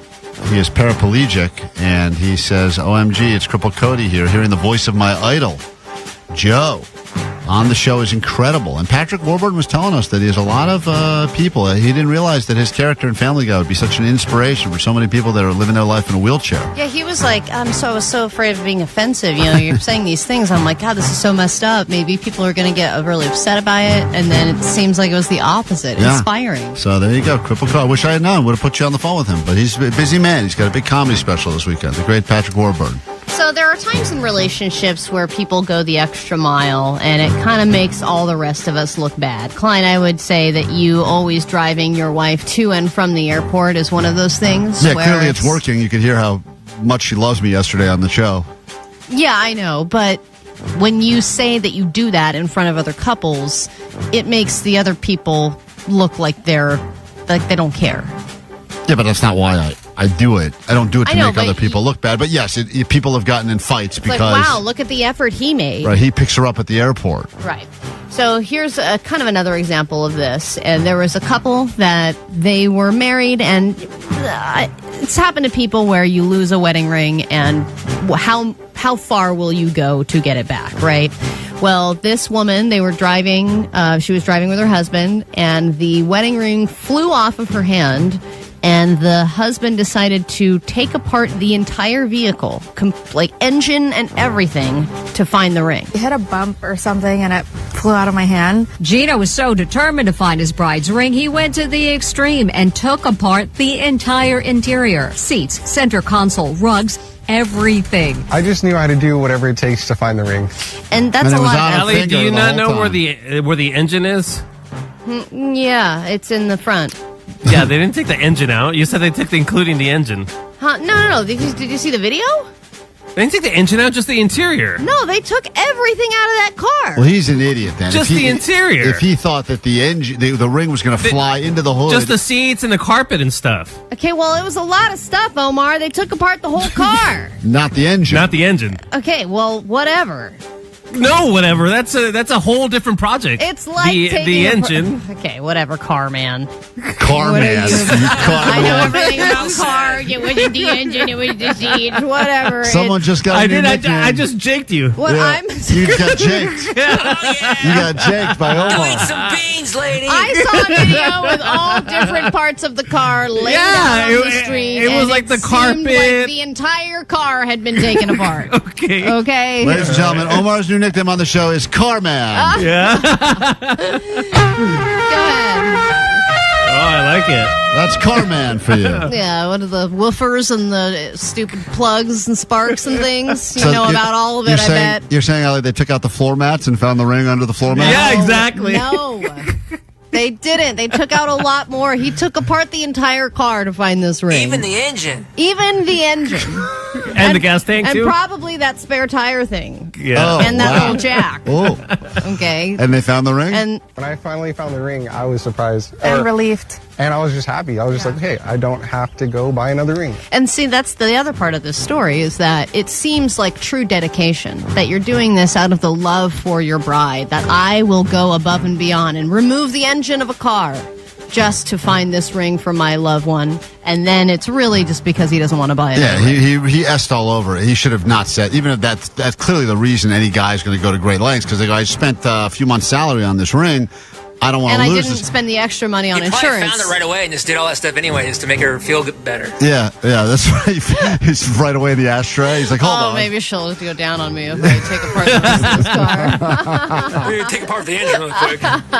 All right, the fast food way these days is to take something away and then bring it back. That will ensure that people suddenly care about that item again, and that is what McDonald's is doing with the, quote, beloved snack wraps. Snack wraps are making a comeback after, quote, months of teasing and much anticipation. They are adding it to their menu once again. And I never cared about the snack Wait, wrap. are these the chicken ones? Yeah, those little Oh, chicken those are wraps. trash. Dude, I know, and they're making... And they're so tiny. Like, now we're bringing back things that people literally never cared about in the first place, and then they try and hype it up like, oh, the much-anticipated return of the snack wrap, and it's like, yeah, but you know the real reason you're doing this is because everyone's on Ozempic, and even getting a cheeseburger these days is too filling for people, Yeah. so you get a little snack wrap, and it's a, affordable-ish price, and you feel like, oh, okay, I guess I'll just get a snack wrap, and I'll be full all day long. That's why they're doing McDonald's should be the first fast food place to just drop the Ozempic Happy Meal, the skinny meal, and it should just be like 2 chicken nuggets, 2 fries, and a little thimble full of Diet Coke. it. Yeah, like smaller than a kid's meal. Even smaller, just Yeah. the Ozempic meal. The toy it comes with is something skinny people would like to play with. I don't know what it could be. I don't know what skinny people play with. I don't know, but but, improv it. something skinny. Yeah, something to take apart a car engine with. Something I'm saying. All right. And then I don't know if I saw. Have you seen the video yet of this Disneyland brawl that happened in China? Is that the one where they took apart the whole engine? No, they didn't take apart the whole engine, but very rare that you hear about a brawl at Disneyland. And this was Disneyland, not in this country, but the video is pretty great. And there was a fight over the line, who cut in line, and then it became this big thing. And This then was it became almost just you. 2 guys. Basically beating the crap out of each other, and then a woman in a bunny ear hat tried to separate them. And that's what's great about these types of fights, because there's somebody always, there's going to be somebody in costume, and then it just makes it that much funnier. I think a baby was involved at one point. Great. It's just so great. Well, there you have it. News that you should probably know about. We get into a brand new hour of the show right now, and the very first thing we do is make you a winner. If you are caller 20 at 800-520-1067, the bowl and some banjo is in your future. Klein Alley Show. 106.7 KROQ FM in HD Pasadena, Los Angeles, Orange County. This is the world famous KROQ. Good morning. Welcome to KROQ. And how the hell goes it on a Wednesday? We are Klein Alley Show. Lots to get into this hour. The very first thing, though, is tickets for you to go to the Hollywood Bowl for some Mumford Sons. Call 20. Let's go. You get to see the band on stage, but if you are the grand prize winner, you will get to meet the band, touch them, smell them, all the good stuff, and you get a signed banjo, and we upgrade your seats to a box, let you bring 2 more people as well. Oh, it's going to be a good time. So you'll have an opportunity if you are caller 20 now. More chances to win throughout the day at 9, noon, 3, and 6. 626 said, don't you guys talk ass about my snack wrap.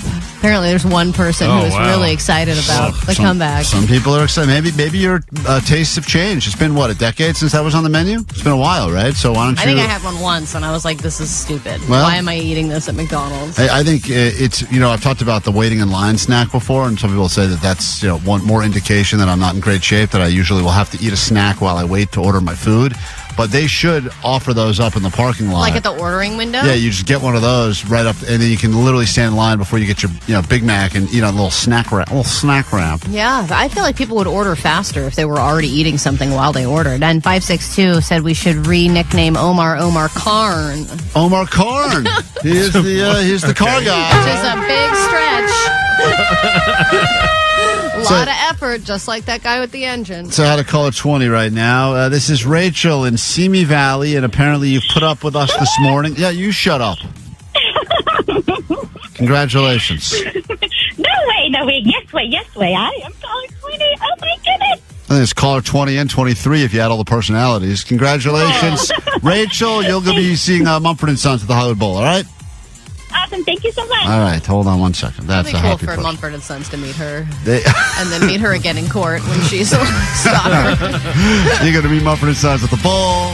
The restraining order hearing. Their private residences. It's going to be great times. We get into the complete hour we have planned for you next, KROQ.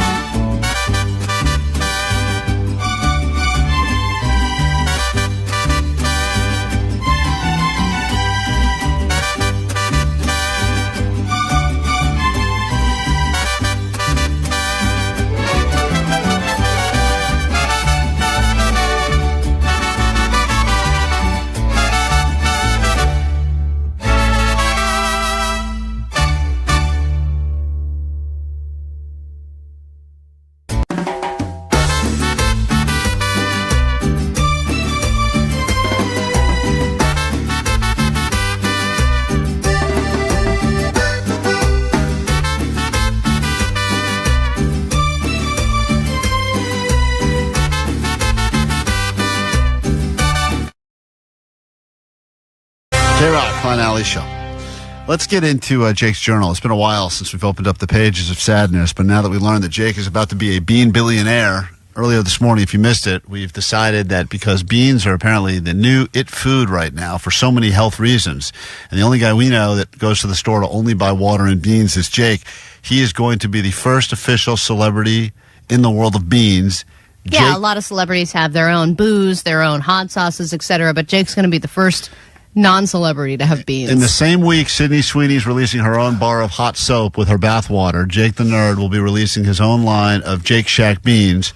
He will That's a good name. It is a great name, and I came up with it, but it doesn't matter because you will spend no effort to make this happen. We will have to do all of it, but we are going to exploit your image, and trust me when I say... Similar to your relationships, we'll have to do all the work. Yeah, we'll have to do all the heavy lifting, but we are going to make this a reality. By the way, if you put Jake's face on this can, I would trust it. I would buy some beans with his face on it. I agree. If I had to choose between, the major brands, even the organic ones, and then saw Jake's face on there, it was Jake Shack beans, I would be like, that guy knows what he's doing. Yeah, that guy I know beans. That guy doesn't know a lot about life for girls, but he knows a lot about beans. Yeah, Jake Shack beans, and the big quote is, I eats it, right? Yeah. Mm-hmm. Oh, yeah, I eats it. Yeah, it's going to be great. And then we should have to make a commercial for it, too. Oh, well, a commercial. Every time a celebrity comes by and drops some trash for the Celebrity Trash Museum. Hey, by the way, did we get anything from Patrick Warburton for the Celebrity Trash Museum? Yes, sir. We got a pack of his zins signed, and there's a photo of it now on our social. Oh, great. Nice. Good stuff. The Celebrity Trash Museum is cooking. I think we're almost at 100 pieces of celebrity trash. Cool. Wait till we take this thing on the road. It's going to be the biggest. But imagine all the celebrities who could endorse Jake's beans when they come by. Imagine. Just imagine that. It's going to be none. Oh, all of our get those drops, man. all of our future guests have just canceled. Right. All right, let's get into it now. This is Jake's journal. He actually writes in this journal every night for mental health or whatever he calls it. And whenever you're ready, Jake, we would love to hear from you. All right. I had my friend from Kansas visit me, and all he wanted to do was see a show at the Hollywood Bowl. And I said, okay. But he wanted to get there right when the doors open at 6 to, quote, explore. Oh. And I said, no. And he got all butthurt, even though I got us to our seats 5 minutes before the opener. And I was like, dude, I'm not getting to the bowl hours before the show starts to explore. Who are you, Dora? You think there's a secret cave and treasure to be found? There's nothing to explore there. Oh, look, over here, we found where you can buy overpriced drinks. And over here, this way, you can buy the same drinks, but now with a pretzel. Oh, fun, we found one of the 14 bathrooms. And since you're such a little bitch, you can use any of them. Oh, my God. The only thing to explore here is why you're so goddamn dull. Oh. I mean, how boring is Kansas? On the way out, you should get one of those Hollywood Bowl sweatshirts so you can fit in with all the other divorced Karens. Oh, my God. Jesus. Anyways. This is your friend you went with? Yeah. Yeah, like one of my best friends. All right. You speak so nicely about this guy. Yeah. Anyways, we went out to In-N-Out after, and he stopped being so cranky. Good night, Journal. I love you. It sounds like you're the one being cranky. So you have an out-of-town visitor who wants to go to the bowl for the first time, voted best outdoor venue, I believe, in the state of California. And, or it was at the whole country. I don't know. It was one of the best outdoor venues. So the guy's excited to go to the Hollywood Bowl. And we went to the bowl, but he wanted to get there at doors to explore. That's ridiculous. I do think, to Jake's point, there's really not a whole lot to explore at the bowl. There's not like a trail or whatever. You can't go anywhere. You walk all the way to the top of the grass. You can walk all the way down to... Ooh, fun. Well, I wouldn't do it, Jake. Yeah, I'm not... So what are you trying to defend it for? You get a good parking spot. Probably no, we not. took the tram. Yeah, you still can't get a good parking spot. That's the. There's really no benefit of being. But it's like early. the one side and then the other side. Yeah, you got the you other. See it from your seat. Yeah, that's right. There's not a lot to see. Thank you. You got that little parking lot you walk through and you go to. There, it's nice. No, there's really not that much there. But I do understand if you want to see a new. If you're seeing a show at a new venue, you want to see what it's about and not just go straight to your seat and then sit there the whole time. Are you, I know which type of person I am, but in general, sporting event, concert, are you the type of person that likes to get there?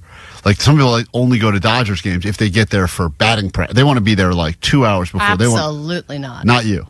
Some people, that's all part of the experience. Some people say that's the best part of the experience. Depends on the sport, though. If it's football, then you have to get there early. Just because of the tailgating and the fun and the vibe. Right, but that's a different... You want to be there an hour beforehand, and then you're nice and sauced for the beginning. Oh, you want to explore the parking lot? Well, I want to explore all the free drinks I can get from the people in the parking lot. If there's tailgating, then that's a different thing. I don't even consider that getting there to the game early. I consider that a separate activity altogether. Really? You're there for tailgating. Yeah, I'm talking about... No, you're going to the game. It's an all-day experience. But to go to a show, you don't care about being in... No, I want to see I want to see the last 4 songs maybe of the opener directly into the main event. I don't want to see the full opener. The best timing I've ever made to a show ever is when the opener is already completely finished and the main band is almost halfway through their set. And you get there for when we saw the Rolling Stones. you get there for 2 songs. That was perfect. And then you got to get the hell out of there before they We start saw the a whole. good 45 minutes of that show, and it was great. That was the best 45, and we were out. Yep, Out. and it was fun. We got to take a quick break. Show continues after this on KROQ. Yes, yes. This is Marcus from Mumford & Sons. It's Banjos in the Bowl with Mumford & Sons. Listen to KROQ at 9 noon, 3 and 6 to pluck yourself some tickets to Mumford & Sons at the Hollywood Bowl June 12th. I will wait for you. The people been down so long. You will instantly be entered for a chance to win the grand prize. A private box for 4 at the show. Meet the band and maybe ask them for some pointers on playing your new signed Mumford & Sons D-Ring Banjo. It's alright. It's not amazing. You'll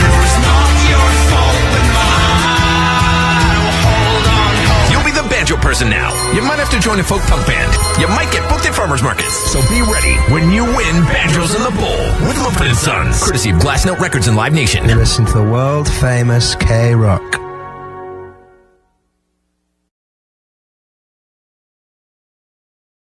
This is very exciting. One of our spicier pizza. One of our favorite pizza places, Chris from Ozzy's a Pizza, the best New Haven style pizza there is. I would even argue better than the pizza you get in New Haven out here in Los Angeles, California. What's up, Chris? Hey guys, thank you so much Good for to having see you us. again. Thanks for the free pizza. Absolutely. Hey. Oh no, we're paying for this. Oh, Yeah, we have Allie. well, then get out of here. Put it on Allie's tab. Hey, in all seriousness, Chris was last on the show. I think he helped us judge the ex-con ramen cooking contest. Yes, that was great. And when we did a menu redo a while back, you agreed to put the driving slice on the menu for delivery drivers so they could have a little sliver of pizza while bringing other people their full pizzas. So Yeah, we you're, did the you're whole a good thing. man. Yeah, you've been a big supporter of the show, so thank you Klein, for that. why is there already a piece missing from this? I had a piece already.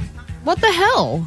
I It can't- just got here. I know, How but did you even do that? When I went during the break, I saw the pizza was sitting there and no one was standing over it, so I grabbed a piece. Well, You know, a lot of respect, Chris, for keeping the tiny table in there. That's Yeah. what you do. It makes people feel like they're at home. Yeah, You need the little table. and a little tiny table. In a moment, we're going to bring Jake the Nerd in here. Jake, we've decided you're going to wear the shock collar today because you got so fat and you're not supposed to be eating junk food. We're going to bring you a bunch of different pizza snacks to eat for the high voltage food review. But Okay? that's exactly what I should be eating it. Well, you can maybe you won't swallow it if you're getting shocked once you have the shock collar on. You can watch along on YouTube, by the way. It's worth watching. You're going to want to watch this. It's fun to listen to, but even better to watch. What do you got going on for Pi Day, Chris? So today, obviously, it's National Pi Day, so 3.14. So from 3:14 p.m. to 6:28 p.m., if you buy a pizza, you get one half off. Oh, nice. Everyone's got different deals happening on Pi Day. It's a great day. I don't know. I said it's kind of become the unofficial holiday of pizza, which is interesting because it was supposed to be some weird holiday for nerds, and then the pizza people have kind of taken it over now, and they said it's And a then day for actual us. pie is like, Yeah. what?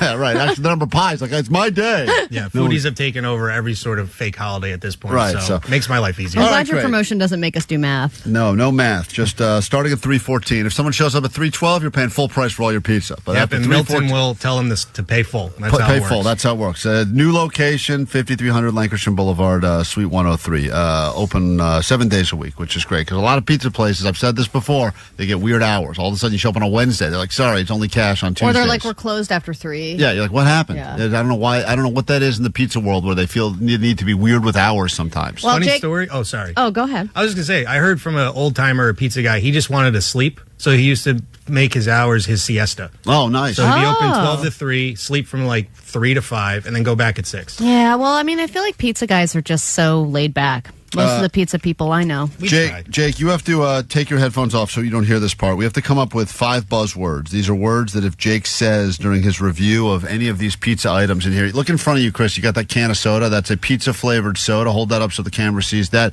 That is a pepperoni pizza-flavored soda from a brand called Perfy that they released. It's supposed to taste like cheese and pepperoni pizza, but it is still technically a soda.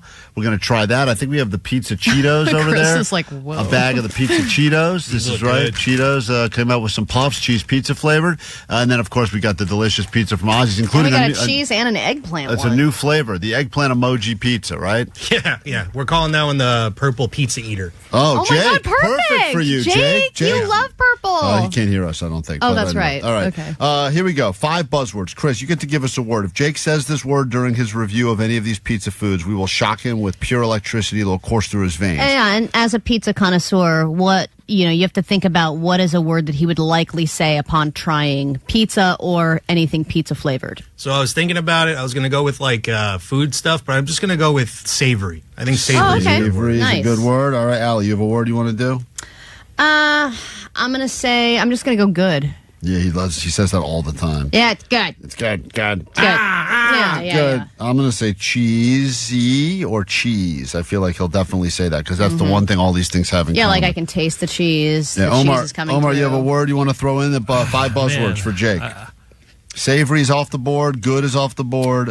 Cheese is off the board. I think he'll say, I eats it. So eat, maybe? Around. Yeah, all right. That's a good one. He does say that a lot. Okay, Eat. eat. And final word I'll give to the text line at 800-520-1067. They've said pizza. That's the word they've come up with. So let's go with pizza. Okay. All right. Send Jake in so we can do some high voltage Thanks, food review. Chris. Here we go. Appreciate This you. is exciting. Here comes Jake. High voltage review. Jake. Chris, don't hurt yourself. Jake, watch in the window. We don't want you to get... Jake shakes a lot when he gets the high voltage food review on. Turns into shaky Jakey. All right, Jake, are you ready for this? No, I'm not. But you get to eat all this great food, dude. Come on, you eat it. You're still putting the shot collar on. Allie's got the remote. You can Allie- adjust the collar if it's too small. Yeah, we probably have to get an extender, like a seatbelt extender on the airplanes for Jake's collar. Seatbelt. Fit around his neck. Tell me. Hold on. You can't even get it on. He's in a choking, so he's got it all the way.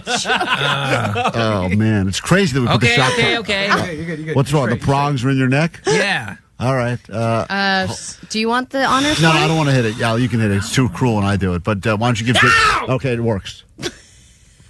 Was that a practice one? Well, obviously, it was a practice. What, did I say anything? Was it a practice one? All right. Did I say it? I didn't know what I happened. didn't start the goddamn review yet.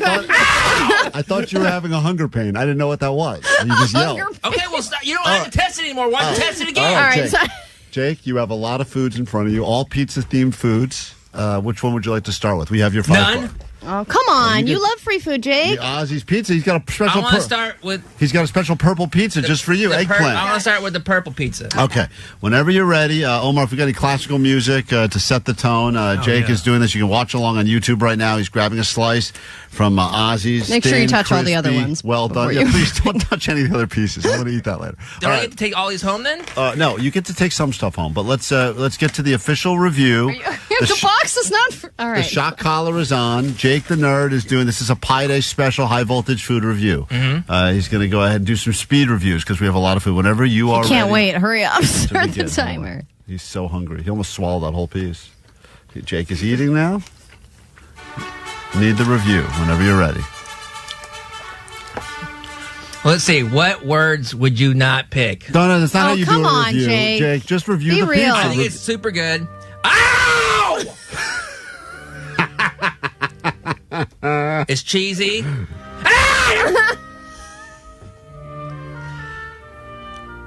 Like you could really taste the Parmesan kind of flavor in it and the eggplant.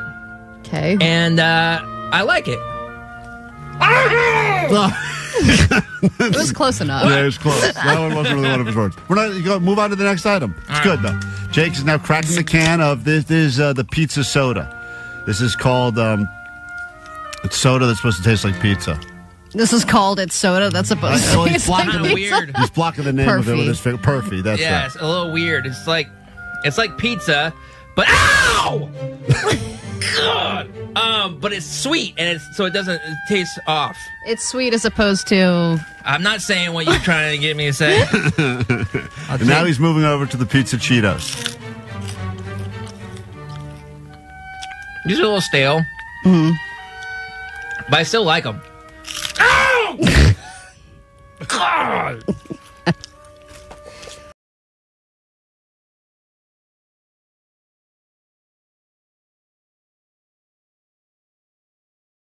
Usually when you get called into jury duty, it's a very bad thing unless you're looking for an excuse to get out of work for a few days. It's a great excuse to use. How many people have used jury duty as an excuse? Well, currently you are on jury duty right now. We're about to meet a couple in a relationship, there is some turmoil in the relationship, and you will determine who's right and who's wrong. That's why we got the gavel in here. We'll start smashing that down, and we'll get into this petty claims court. Allie, didn't you have jury duty this week, or were you supposed to have it? Well, it's weird because I called in. It said you're supposed to call the Sunday night before, and then I called, and it says you are not required to come in for jury duty. And I was like, yes! And then it was like, you have been rescheduled for June 30th.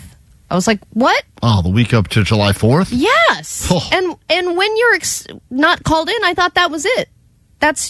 Doesn't the clock reset? I have another year before they start hounding me I again? think they got smart about it, and they realized, why not just I'm going push to them do it to when every we need them? month now? I have to have anxiety over this? That's great. Well, at least it won't interfere with your vacation week. I know. I'm literally not even in town. I'm like, what am I going to do? So amazing. Great. If you called it a jury duty July 2nd, 3rd, and 4th. Katie was like, I think you just got to forget about it. Well, just disappear. The more you call in and the more you take advantage of all of the checking in for this, they go, we got this one on the hook. Oh, yeah. We locked her in. Let's get into it. It's time for Petty Claims Court. In the legal system, cases are tried from Supreme Courts to small claims court. But what about stuff that's too small for small claims court?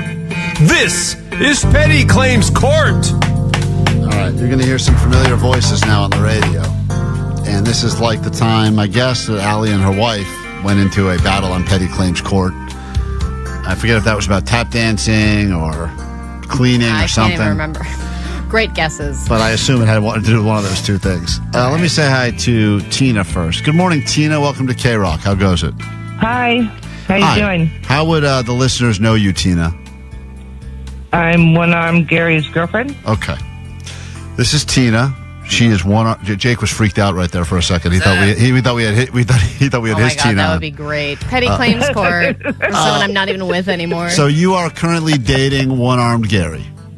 Yes. One-armed Gary is someone we met when we first went to Vegas a few summers ago.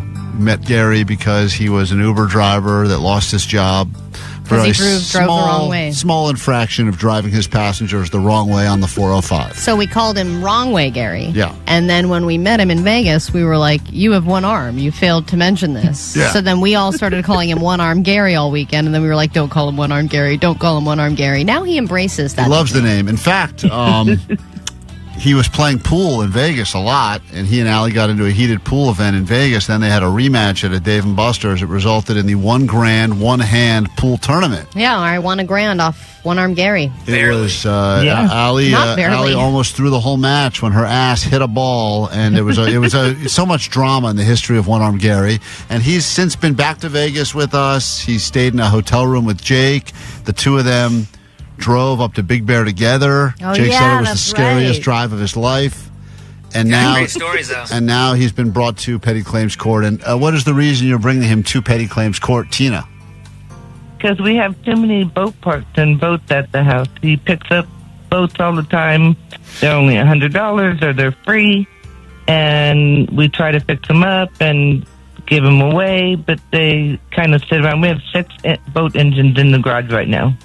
6 boat engines in the garage? Do you live on water? And none of them work.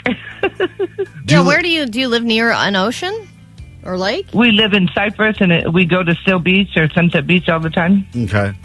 Gary, you've been accused of hoarding boat parts. Which is relatable. To the average person. Real. This is a real, toilet paper up or down on the roll argument. How do you choose to plead, Gary? I'm guilty. With explanation. So the case is over now, or are you going to defend yourself in any way? Because usually the jury would decide who's right, who's wrong. Do you have a reason why you need to keep so many boat engines in your garage? Yes, because I really need to know what size boat engine I need for the boat I use. And I have a lot of boats. That explanation makes no sense. Makes perfect sense to me. So you need to collect engines so that work, though. Right. So is this just a DIY project or a fix-it-up thing? I can understand, but it seems like you have too many and you can't really complete any of them. Right. Well, you see, when I take a boat out, it depends on the engine on how far I'm going to go. Yeah, we usually get towed in. A lot of times you would go out on boats and have to get towed back because your boats would break? Oh, yeah. How many times does that happen? 6, but maybe half. I learned how to work on boat engines, though. So you've learned how to work a boat engine simply because the boat engines are failing all the time. Yes. And Gary, correct me if I'm wrong, but didn't you burn a boat on the side of the road recently, or you found a burnt boat or something? You had some sort of a boat, and people were asking if you were doing something for insurance fraud, but you claim that's not the case. No. No, my friend said start it, and I said okay. So I started it, and then the fire came out of the carburetor, and it caught him on fire, and then he had to jump into the water. Oh, it's like a great. Yeah, and by the way, Tina claims this is the kind of stuff that happens every day living with Gary. Like every day, it's a friend caught on fire, a boat broke down, or something. Yeah, it's always something. But Gary, do you make money off of this hobby? No, but I really want to go out on the water though. Right, but if you've got 9 boat engines and no boat, you're not going to get very far. Right. Well, I have a good idea. I mean, I really want to go. Would you trade some of your boat engines, even though they don't work, to someone that maybe has like the hull of a boat? I don't know if I'm using the right language here, but would you trade for another boat part you need? And you could be like one of those stories of guy trades paperclip up to That's boat? what we're doing today. We have to take some heavy rope to this place called Minnie's in Costa Mesa, and we're going to try to trade it for an engine that works. You're going to try to trade rope for rope? an engine. That doesn't seem like a good trade. Anchors or any kind of parts that we have for boats, they take. It's like a boat warehouse. Right. Yes, a magic rope. Would you like? All right. So, and of all of the things you're going to trade for, you're going to trade for the one thing you have 6 of in the garage, which is another engine. Yes, but this one will work. Well, I have a lot of rope they take. Right. They love rope. Okay. They're big ropes that go on sailboats. If you're just joining us or are incredibly confused as I am, here's what we got going on here. Tina is bringing Gary to petty claims court because she says it's too much with the engine. Stop bringing home engines. And I guess in your relationship, maybe it's not boat engines. Maybe there's something else. Well, maybe it's maybe Car it's a parts. hobby. Yes, exactly. Eventually, one day I'm going to build this into something. And I guess, Gary, you see these things for free a lot of times on the side of the road, and you go, I'm going to take that boat engine because that's got to be worth something. Right. All the time. Right, but yet... But it's never worth anything. Okay. And does he pick up other things and bring them to the house that you don't want? Does he ever bring like a raccoon home as a pet, Tina? A friend of ours brought a skunk home, but no, he hasn't brought any animals home. Like Just a lot surprise of road bags. Road bags. If you go down the road and you see something on the side of the road, he's going to pick it up and bring it home. Anything on the side of the road. Our roommate does that too. So I have stuff coming in, and I turn around and send it back out. Man, this picture that you've painted is just so clear to me. I hate There's to a ask, skunk around. Yeah, I hate to ask the follow-up about the skunk, but you had a friend that brought home a skunk as a pet. He brought a dead skunk to our front yard and was laying in the front yard with it, hugging it. Okay. All right. We don't really let him in the house. Okay. When I went out front, I said, "What do you got there?" And you were holding. He was trying to hide the dead skunk in his jacket. Oh, it was horrible. Okay.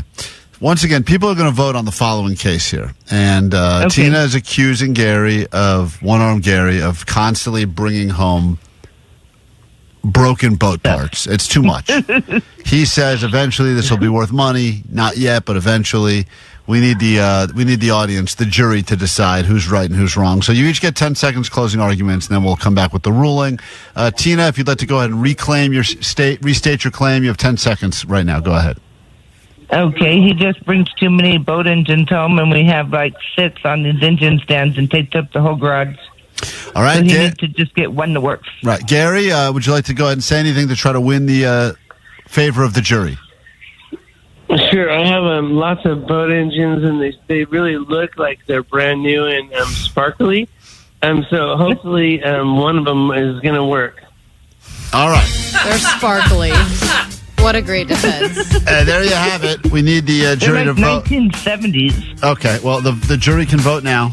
Text line is open, 800-520-1067. You're voting for Tina or you're voting for Gary. The results next on KROQ.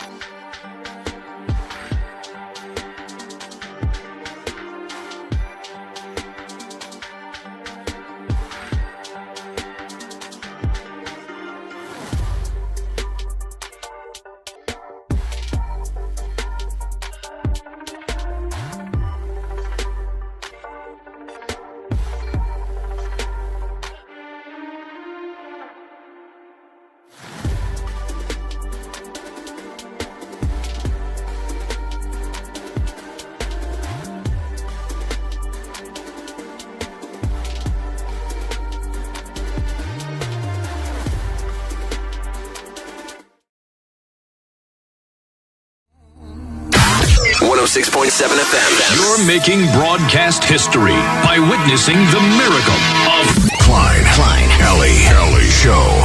Mornings. The world famous KROQ.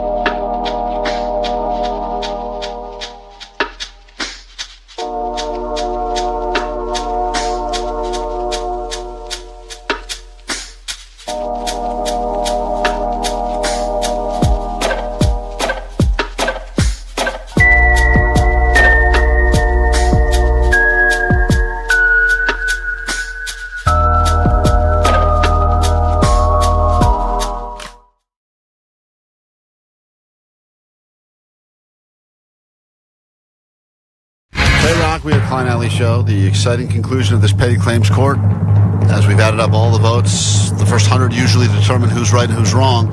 But it is interesting once we get to that 100 number, and then it seems like the tide turns. And we're in the middle of a battle right now between Tina and One-Armed Gary. They've been, Tina, how long have you been dating One-Armed Gary? 8 years. Wow. You in for that ring?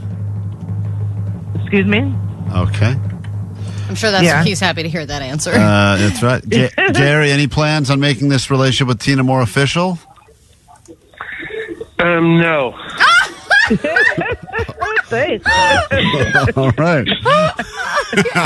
That was a real... Wow. All right. I mean, when he's into something, he's really into it, obviously. So Too bad you're not a broken boat engine. He would have brought you home years ago. All right, well... But you love her, though, Gary, right? Yeah. What? Oh, yeah, I love her. Okay, great. Allie is going to read the verdict here. Tina's accused Gary of picking up not one, not two, not three, but 6 unused broken boat engines and taking up their entire garage. I would imagine a lot of questions about what else is in the garage, how big is the garage, but we don't have time to get into all that right now. We're just going to get to the some of the results of the vote, Allie. So what do we got? Well, 818 said, I vote for Tina. It seems like she's the one who needs a lifeboat on everything that's going on in her life. Good point. 310, I vote for Gary because I really want to be on the water too. Yeah, I mean, who doesn't? It sounds great. 208, Gary. Some people are saying we should throw this entire case out and just declare it a mistrial because it's just that confusing. I think it's a pet dead skunk that entered the picture I think at one point. it's got to be a mistrial at this point. But honestly, it's a split because on the live stream, Tina wins. On the text line, Gary wins. Wow. So we're including the votes of the live stream, people watching on YouTube, and that has changed the vote. So you're saying this is a hung jury? Yeah. Hey, hung jury. Yeah, there you go. Unresolved as usual, Gary. Unresolved, I guess. So for right now, you guys can just carry on being your totally normal selves. Okay. All right. Seems like everything's going well, so just keep at it. Come back with your takeaways. Wrap up the show next.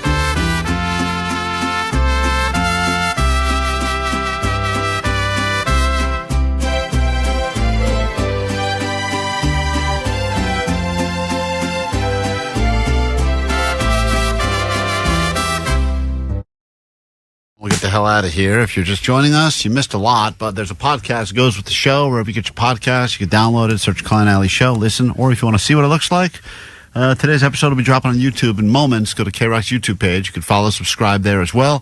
And if you're not already following on the socials, we'd recommend Klein Alley Show as we were getting closer and closer to 50K. It'd be great if we got to 50K by Independence Day.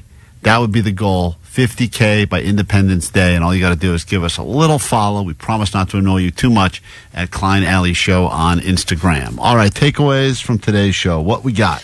All right, let's see. 818, my takeaway is move over Goya. Jake Shack beans are coming soon to a grocery store near you. I just saw an AI version of what these beans will look like, and Really? they're up on our Instagram right now, Klein Alley Show in the story. Looks good. Not bad looking can of beans. I've never really paid a lot of attention That's what to I always say. What, Not a bad looking can of nice beans. hams, nice beans.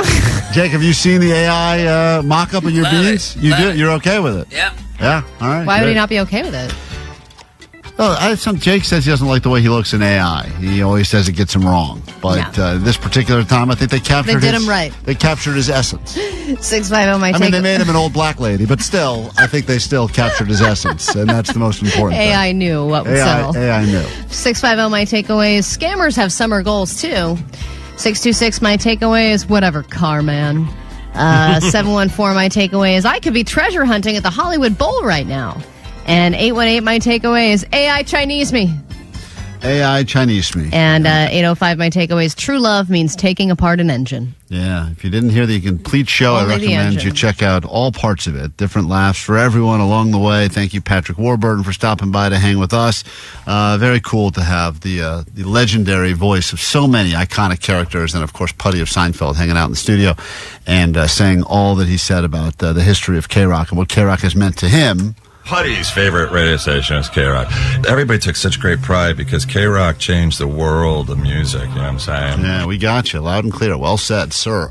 Your takeaway from today's show, Jake the Nerd? I could really go for some Hydrex and milk right now. Hydrox and milk. Yep, the original Oreo, as we found out on today's show. Allie, takeaway? My takeaway is that my child is named after a city with a mud run. A mud run. Mud run. That's right. To earn that Myrtle Beach nickname. Yeah, Davy Gravy. That's right. Davy Gravy. Could have been your kid. Omar, takeaway? My takeaway is that the boo-boos are out and jorts are in. Yep. Oh, yeah. Bye-bye, La Boo-Boos, and hello, jorts. It's your time to shine. We have to do it again tomorrow. Aaron, I feel bad. We never have time for these people on the phones who want to do takeaways. Aaron, go ahead. Hello. Yep. That's why we never have time for people on the phone. Go ahead, Aaron. My takeaway is always wear a tampon when you parachute. It's a great takeaway. Covered that on today's show as well. Did you don't? Oh yeah, you got to listen to the full podcast, and that'll make sense to you. We're going to do it tomorrow. I don't remember that at all either. I don't remember. I think he was listening to a different show. Do it tomorrow. I'm like, that's funny, but I don't know what you're talking about. Have a good day. Nicole Alvarez next. 40 minutes nonstop. KROQ starts after this. Good morning, Mr. Flips. You're licensed to thrill.